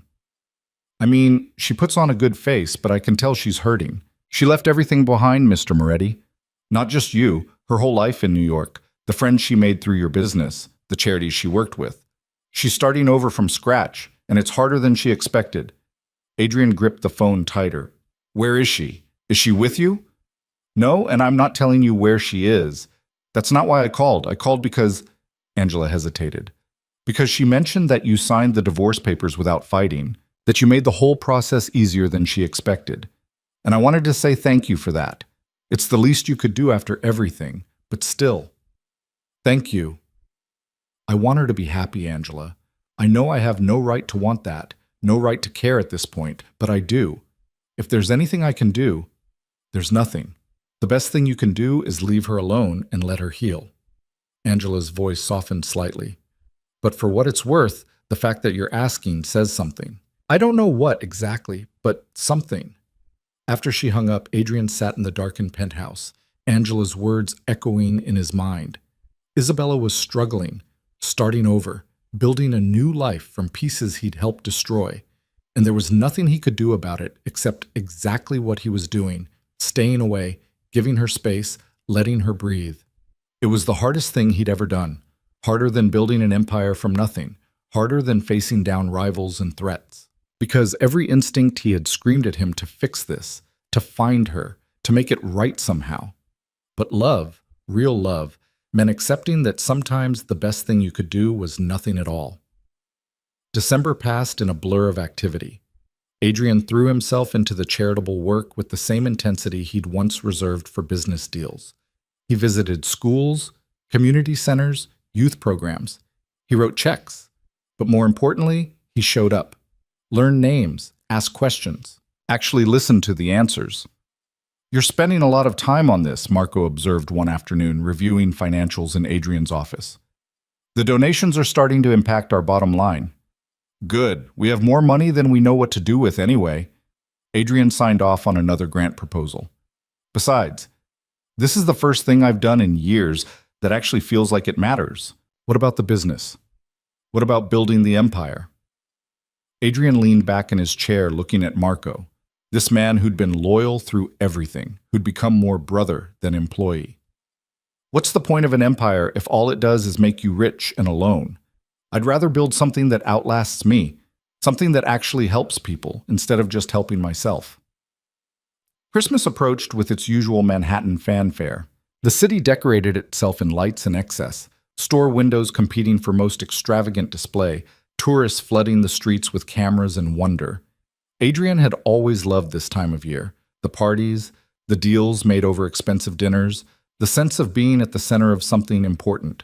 This year, it all felt hollow. He spent Christmas Eve at his mother's apartment in Queens along with his brothers and their families. The apartment was too small for everyone, but that was part of its charm. The forced closeness, the noise, the chaos of children and conversation, and his mother's cooking filling every corner. "Where's Isabella?" his youngest nephew asked, looking around as if she might be hiding somewhere. "Is Auntie Isabella coming?" The room went quiet. Adrian's brother shot the kid a warning look, but the damage was done. "Auntie Isabella isn't coming this year," Adrian said carefully. "She's celebrating with her own family." "But you're her family too." "Not anymore, buddy. Sometimes people's families change." Later, after the presents were opened and the kids were running wild on sugar and excitement, Adrian's mother found him on the small balcony, looking out at the Queen's skyline. "You okay?" "Yeah, I just needed some air." Elena stood beside him, bundled in a sweater against the December cold. "She's not coming back, you know. Even if the divorce falls through, even if you change everything about yourself, she's not coming back." "I know." "So what are you doing all this for? The charity work, the soul searching, the reading art books in the middle of the night?" Adrian thought about the question. What was he doing it for? "For me, because I don't want to be the person I was anymore. Because I want to look in the mirror and recognize who's looking back." "Good answer." Elena patted his arm. "Come inside. Your brother wants to challenge you to cards, and you know how pouty he gets when you say no." The new year arrived with the usual celebrations. Adrian spent it alone in the penthouse, watching fireworks over the harbor through his windows, thinking about resolutions and redemption, and whether either was really possible for someone who'd burned as many bridges as he had. His phone buzzed at midnight, a text from Marco. "Happy New Year, boss. Here's to better choices." Adrian typed back, "Two better choices." And Marco, "Thank you for sticking around while I figure out what those are." In January, Theodore called with an update. 4 months until the divorce is finalized. Everything's proceeding smoothly. Jennifer Cho says her client is satisfied with how things are progressing. That's good. Adrian, I have to ask, are you sure you don't want to try to contact her? Make one last attempt at reconciliation? The court would allow it. I'm sure. She asked to be left alone. I'm respecting that. Even though you still love her. Adrian hadn't said that, but Theodore had known him long enough to read between the lines. Especially because I still love her. She deserves peace, not another person making demands on her time and emotion. You've changed, Theodore said. I've known you for 10 years, and you've changed more in the last 6 months than in all that time combined. Is that a good thing? I don't know yet. Ask me in another 6 months. February brought bitter cold and the kind of gray skies that made even Manhattan look depressed. Adrian continued his routine, running, reading, working on programs that actually mattered instead of just deals that made money. He learned to cook basic meals from YouTube videos, not because he couldn't afford to eat out every night, but because he wanted to understand the satisfaction Isabella had found in creating something with her own hands. He wasn't good at it. His first attempt at pasta resulted in something that resembled rubber bands. His chicken came out simultaneously burnt and raw, a feat he hadn't known was possible. But he kept trying, the same way he kept trying to play the piano, the same way he kept trying to become someone worthy of the second chance he'd already lost. On a Thursday in late February, Marco came into Adrian's office with an unusual expression. What's wrong? Nothing's wrong. It's just, Romano called, wants to meet. Adrian's guard went up automatically. What does he want? To talk. Says he has a proposition. And boss? He specifically mentioned that night at his club. Said he's been thinking about what you said. They met at a neutral location, a coffee shop in the village, public enough to be safe, quiet enough to have a real conversation. Romano looked older than Adrian remembered, more tired. Thanks for coming, Romano said as Adrian sat down. I wasn't sure you would. You asked. I'm here. What's this about? Romano stirred his coffee, not meeting Adrian's eyes. Remember what you said? About favors and doing business differently? I thought you were full of shit. Thought you were playing some angle I couldn't see. And now? Now I'm not so sure. I've been watching you, Moretti. Heard about the school programs, the community centers, the money you're throwing at kids who got nothing. That's not an angle. That's something else. It's trying to matter, trying to build something that lasts beyond fear and power. Romano nodded slowly. My daughter, she's 17, wants to go to art school. I told her it was a waste of time, that she should study something practical. We had a huge fight about it, and she hasn't spoken to me in weeks. He finally looked up at Adrian. Then I heard about what you're doing at that school in Brooklyn, and I thought, maybe I've been wrong about a lot of things. What are you asking me, Romano? I'm asking if that favor I owe you, if I can use it now, to get my daughter into your program, to show her that her old man isn't completely stuck in his ways, to maybe fix something before it's too late to fix. Adrian thought about Isabella's empty closet, the divorce papers progressing toward finality, all the moments he'd missed because he was too stubborn to see what mattered. You don't need to use the favor for that. Just have her apply through normal channels. If she's serious about art, the program will take her. That's it? No strings? No strings. But Romano, don't make the same mistakes I did. Don't wait until she's gone to realize you should have been listening. Talk to her. Actually talk to her. It might feel awkward or uncomfortable, but it's better than the alternative. After Romano left, Adrian sat alone in the coffee shop, watching people come and go, everyone carrying their own stories of love and loss and learning too late. He pulled out his phone and looked at the last photo he had of Isabella, from 2 years ago at some charity gala, her smile beautiful and empty in equal measure. He'd been so blind, so focused on building and conquering and winning that he'd missed her slow disappearance right in front of him. And now she was gone, truly gone, living a life he'd never be part of. But maybe that was okay. Maybe her freedom was worth his regret. Maybe love, at its core, meant wanting someone's happiness even when it carved you hollow to imagine it without you. Adrian deleted the photo. Not to forget her, he'd never forget her, but to stop holding on to something that had only ever been an illusion. The woman in that photo had already been lost to him, had already been planning her escape while he'd been too arrogant to notice. The real Isabella, the one who painted and dreamed and deserved better than he'd given her, was somewhere else now, breathing free, and that had to be enough. March arrived with the promise of spring, though New York was still caught between seasons, unable to commit to warmth. Adrian marked off another month on the mental calendar he kept. 3 months until the divorce was final. 3 months until 15 years of marriage officially became a footnote in both their histories. He wondered sometimes if Isabella thought about him, if she ever drove past a building they'd attended events in, or heard a song that had played at their wedding, or saw something that reminded her of who they'd been before everything went wrong. He hoped she didn't, hoped she was too busy building her new life to spare thoughts for the old one. But late at night, when the penthouse was dark and silent, and his own thoughts were his only company, Adrian let himself remember. Not the end, he'd relived that enough.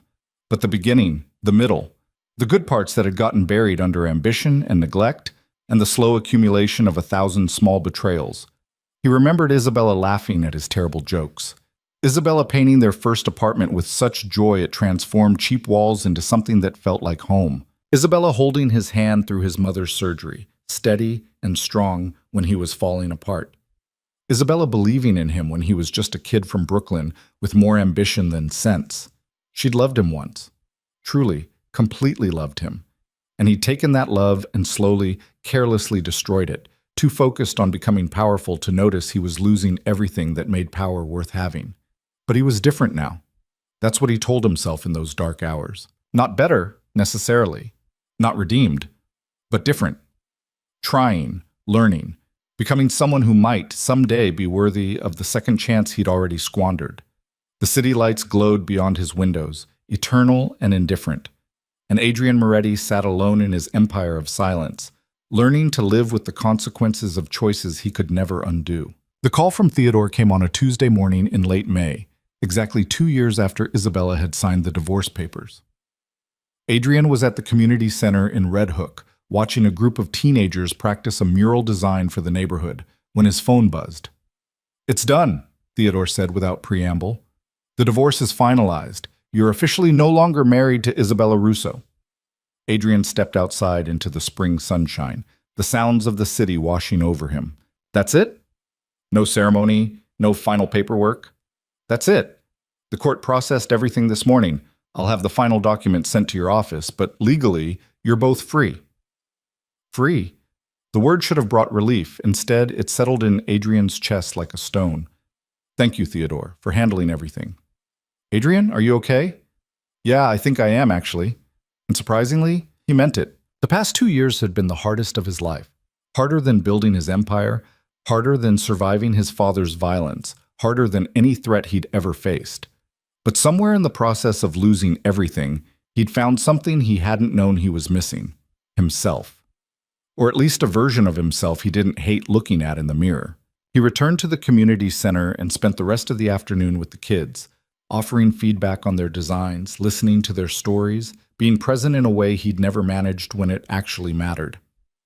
When he finally left, the sun was setting over the harbor, painting the city in shades of gold and rose. His phone rang as he walked to his car. Marco.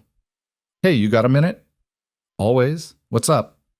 "I'm at Romano's place. You need to get here. Now." The urgency in Marco's voice kicked Adrian's instincts into overdrive. "What happened?"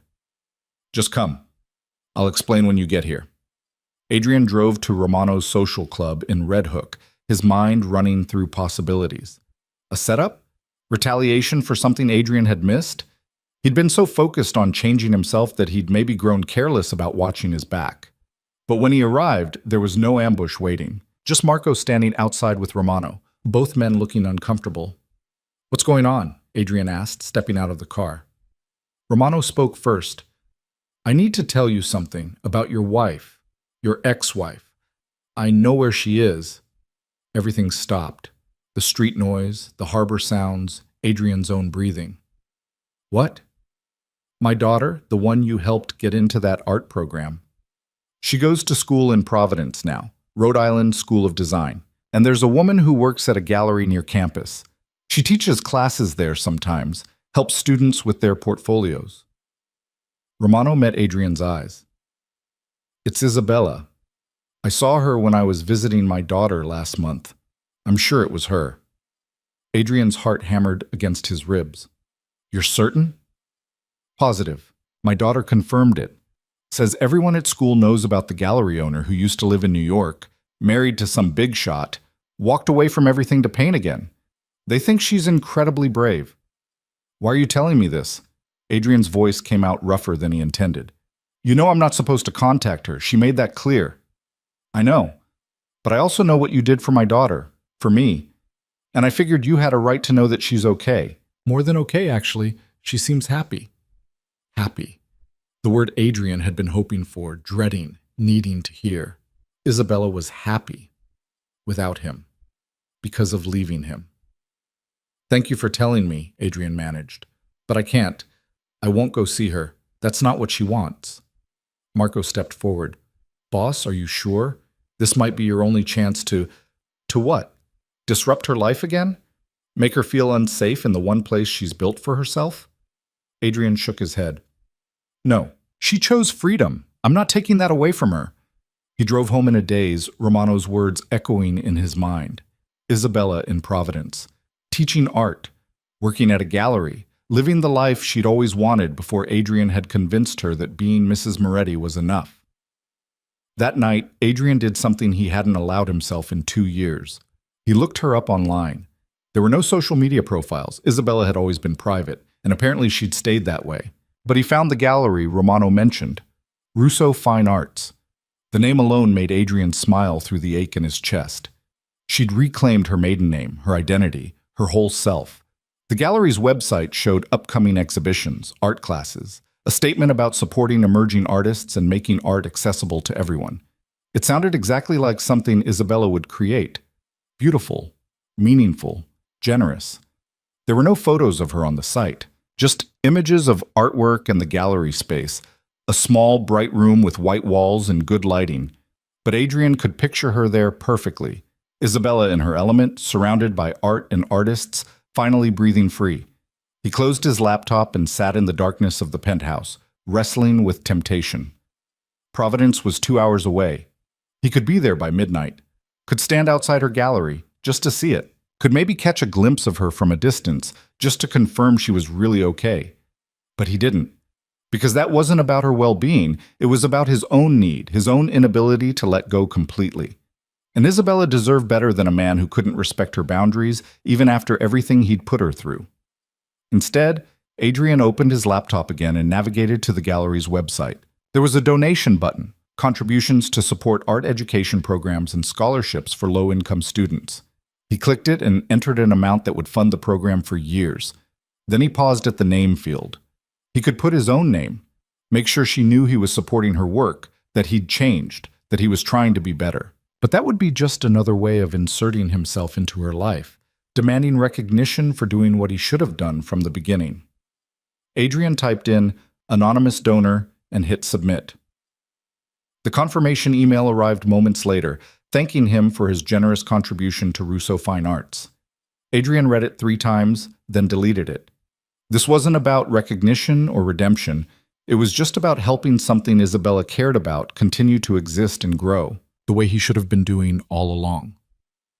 Summer arrived with oppressive heat and the kind of humidity that made Manhattan feel like a sauna. Adrian's routine continued, running in the early mornings before the heat became unbearable, working on legitimate business deals that actually helped people instead of just enriching himself, volunteering at the programs he'd helped establish. "You know what's weird?" Marco said one afternoon, reviewing quarterly reports in Adrian's office. "The legitimate side of the business is actually more profitable than it used to be. People want to work with us because they trust us now, not because they're afraid of us." "Fear's expensive," Adrian replied, signing off on a construction contract. "It requires constant maintenance. Trust builds itself once you start earning it." "When did you get so philosophical?" "When I had nothing but time to think about everything I'd done wrong." Adrian set down his pen and looked at Marco, really looked at him. "Can I ask you something, honestly?" "Always." "Do you think I've actually changed, or am I just performing a different version of the same act?" Marco considered the question carefully. "I think you're trying to change. I think some days you succeed, and some days you backslide. But the fact that you're trying, that you're questioning yourself, that's new." The old Adrian never would have asked that question because he never would have doubted he was right. "That doesn't really answer whether I've changed." "Maybe change isn't a destination, boss. Maybe it's just the act of trying, every day, to be a little better than you were yesterday." Adrian thought about that as he left the office that evening. The city was shifting from day to night, office workers heading home, restaurants preparing for the dinner rush. He walked instead of driving, letting himself be absorbed into the flow of humanity moving through Manhattan's streets. His phone buzzed with a text from his mother. "Dinner Sunday. Your brothers will be there. Don't be late." He texted back a confirmation and kept walking, no particular destination in mind. He ended up in the Village, in front of the coffee shop where he'd met Isabella 15 years ago. It had changed ownership again. Now it was a craft beer bar with exposed brick and industrial lighting. Adrian went in and ordered a beer he didn't really want, sitting at a table near the window. The same window where Isabella had sat reading about Monet, where a chance conversation had led to 15 years of marriage and 2 years of painful transformation. "Adrian Moretti? Is that really you?" He looked up to find a woman standing beside his table, mid-40s, vaguely familiar, smiling with recognition. "I'm sorry, do I know you?" "Probably not. I'm Sarah Mitchell. I had a show at a gallery in Tribeca a few years ago. You were standing outside looking at my paintings through the window one evening." The memory clicked into place. The night he'd signed the divorce papers, walking through the city, standing outside a gallery, looking at paintings that reminded him of Isabella's work. "I remember. Your work was beautiful." "Thank you. Mind if I join you for a moment?" At Adrian's nod, Sarah slid into the seat across from him. "I always wondered if you'd come back to the gallery. The owner said you seemed really moved by the pieces. They reminded me of someone, my ex-wife. She used to paint." "Used to?" "I assumed she'd stopped. But recently I learned she's painting again, running a gallery in Providence, teaching classes, doing everything she always wanted to do." Sarah smiled. "That's wonderful. Good for her." "Yeah, good for her." Adrian took a drink of his beer. "Can I ask you something? You're an artist, What made you start painting again if you'd stopped? Who said I stopped? I just assumed. I never stopped, even when I was working 3 jobs to pay rent. Even when everyone said it was impractical and I should give up and do something sensible, I kept painting. Because it was the only thing that made me feel like myself. Sarah's expression grew thoughtful. But I know a lot of artists who did stop, usually because someone in their life, partner, parent, whoever, convinced them their art didn't matter as much as more practical concerns. And you know what almost all of them say when they start again? What? That they feel like they can breathe again, like they'd been holding their breath for years without realizing it, and painting let them finally exhale. The words hit Adrian like a physical blow.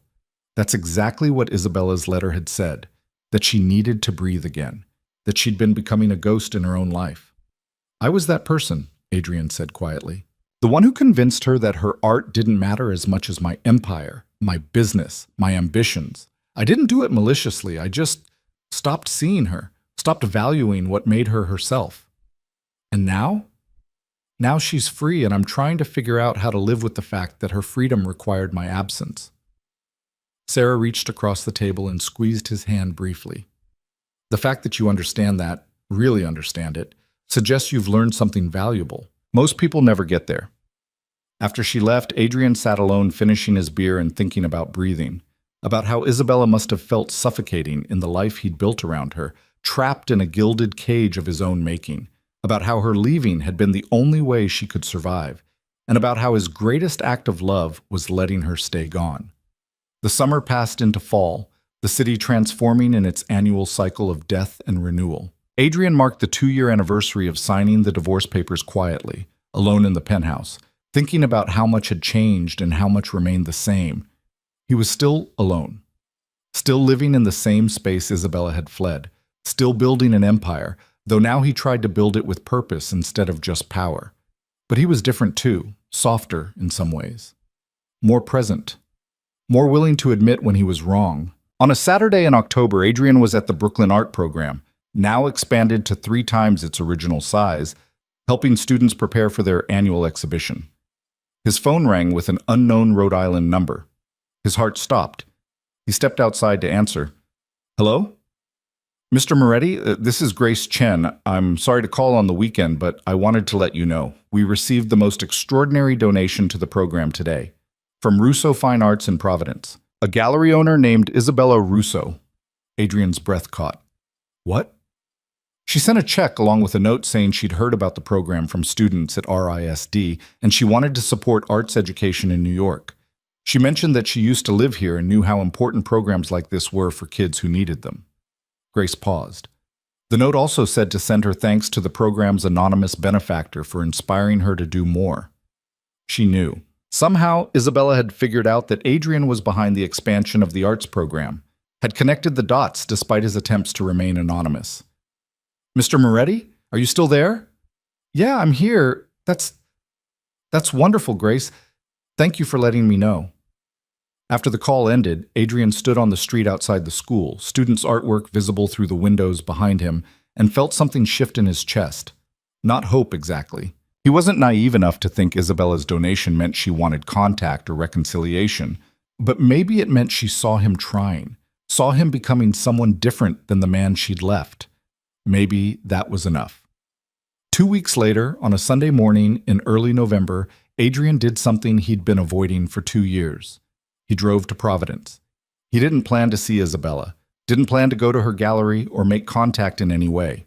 He just needed to see the city where she'd rebuilt her life, to walk streets she walked, to breathe air that had touched her.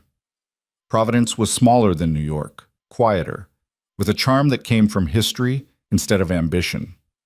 Adrian parked near Brown University and walked, following the map on his phone toward the arts district where Russo Fine Arts was located. He found the gallery on a tree-lined street filled with cafes and boutiques. It was exactly as the website had shown, small, bright, welcoming. A sign in the window advertised an exhibition by emerging artists from RISD. Through the glass, Adrian could see paintings on white walls, sculptures on pedestals, people moving through the space admiring the work. But he didn't see Isabella. Adrian stood across the street, partially hidden by a coffee shop's outdoor seating, and just watched. Watched people enter and exit. Watched the gallery exist as this living thing Isabella had created. Watched her dream made tangible. He was about to leave, had turned to walk back to his car, when the gallery door opened and she stepped out. Isabella. 2 years older, her hair a little longer, dressed in jeans and a paint-stained sweater that reminded him of their early days. But the biggest difference was her face. She was smiling, really smiling, as she chatted with a young woman carrying a portfolio. The smile reached her eyes in a way Adrian hadn't seen in the last years of their marriage. She looked happy, actually, genuinely happy. Adrian's instinct was to cross the street, to call her name, to close the distance between them. But he didn't, because this moment wasn't about him. It was about seeing confirmation of what he'd hoped for, what he'd needed to know. Isabella was okay, more than okay. She was thriving. He turned and walked away before she could spot him, before he could disrupt her peace, before he could make this about his needs instead of her well-being. He made it 3 blocks before he had to stop, leaning against a building, breathing through the ache in his chest. She was happy. She was free. She was exactly where she needed to be, and he needed to let her stay there. Adrian drove back to New York with tears on his face, the first he'd cried since childhood, the first he'd let himself feel in 2 years of transformation. He cried for what he'd lost, what he'd destroyed, what he'd never get back, but also for what Isabella had found, for her freedom, her art, her smile. When he finally pulled into the garage beneath his building, the tears had stopped. Adrian sat in the car for a long moment, then pulled out his phone and typed a message to Jennifer Cho. I want to establish a foundation for arts education and supporting artists who need financial help to pursue their work. I want it to be substantial, enough to make a real difference. Can you help me set it up? The response came quickly. Of course. What do you want to call it? Adrian thought about Isabella painting their first apartment, Isabella teaching him about Monet, Isabella finally breathing free in a gallery she'd built herself, the Russo Foundation, for artists who need someone to believe in them. That's beautiful. I'll start the paperwork. Adrian climbed out of the car and rode the elevator up to the penthouse. The space felt different now, not empty exactly, just quiet, waiting for him to fill it with purpose instead of just possessions. He walked to the piano and sat down, placing his fingers on the keys. The simple melody Isabella had taught him flowed out more smoothly now, 2 years of practice showing in the way the notes connected, the way the music filled the silence. He would never get her back. That ship had sailed the moment she'd packed her closet and left divorce papers on the counter. But he could honor what she'd tried to teach him, could use the resources he'd built to help people the way he should have helped her, could become someone worthy of the love she'd once given him, even if that love was gone forever. The city lights began to glow beyond his windows as evening approached. Somewhere 2 hours north, Isabella was probably closing her gallery, maybe heading to dinner with friends, living a life that had nothing to do with Adrian Moretti and everything to do with the woman she'd always been meant to be. And Adrian was okay with that. Finally, genuinely okay with it. Because love, real love, meant wanting someone's happiness even when it excluded you, meant learning from your failures instead of just mourning them, meant becoming better not to win someone back, but because they'd shown you who you could be if you were brave enough to try. 6 months later, on a warm spring morning, Adrian was reading the newspaper at his kitchen counter when his phone rang. An unknown number, but the area code was local. Mr. Moretti? This is Rebecca Santos from the Metropolitan Museum. I'm calling about a donation we received yesterday for our arts education endowment. The donor listed you as the person to contact with questions. I didn't make a donation to the Met. Oh, I apologize for the confusion. The donation came from the Russo Foundation, but the paperwork listed you as...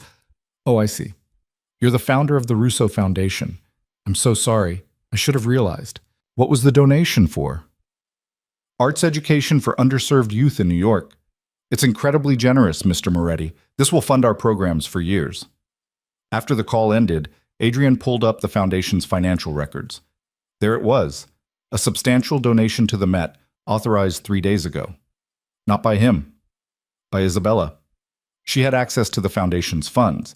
Adrian had set it up that way deliberately, naming her as a co-trustee even though they'd had no contact in 2 years. He'd wanted her to be part of it, to know that he was building something in her name with her values. He hadn't expected her to actually use the access. His phone buzzed with an email. From an address he didn't recognize, but the subject line made his heart stop. Thank you. Adrian opened it with shaking hands. Adrian, I learned about the Russo Foundation from a student who received a grant.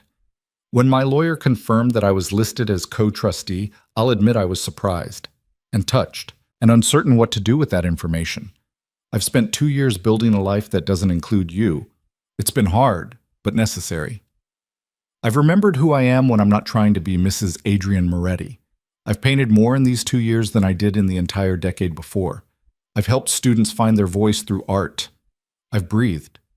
But I've also watched, from a distance, as you've apparently been doing something similar. The programs you've funded, the changes you've made, they haven't gone unnoticed. People talk, and what they say suggests that maybe you've been doing some breathing of your own. I want to be clear, this email is not an invitation to contact me. It's not a door opening to reconciliation or renewed friendship. You hurt me deeply, Adrian. You made me disappear inside a life that looked perfect from the outside but felt like slowly drowning. But I also want to acknowledge that the foundation you created in my family's name is doing real good. That the man who would create something like that is different from the man I left. And that difference deserves recognition, even if it doesn't change anything between us. Use the foundation well, help people who need it, and be the person you're clearly trying to become. I wish you peace, Adrian. I really do. Isabella.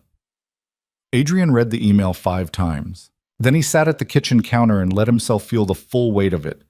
She'd noticed. She'd been watching, even from a distance. She saw him trying, but she was also clear. This changed nothing between them. She'd built her freedom and had no intention of surrendering it, regardless of how much he'd changed. And that was okay. It had to be okay. Adrian closed his laptop and looked around the penthouse. It was time. Past time, really. Within a month, he'd listed the penthouse for sale.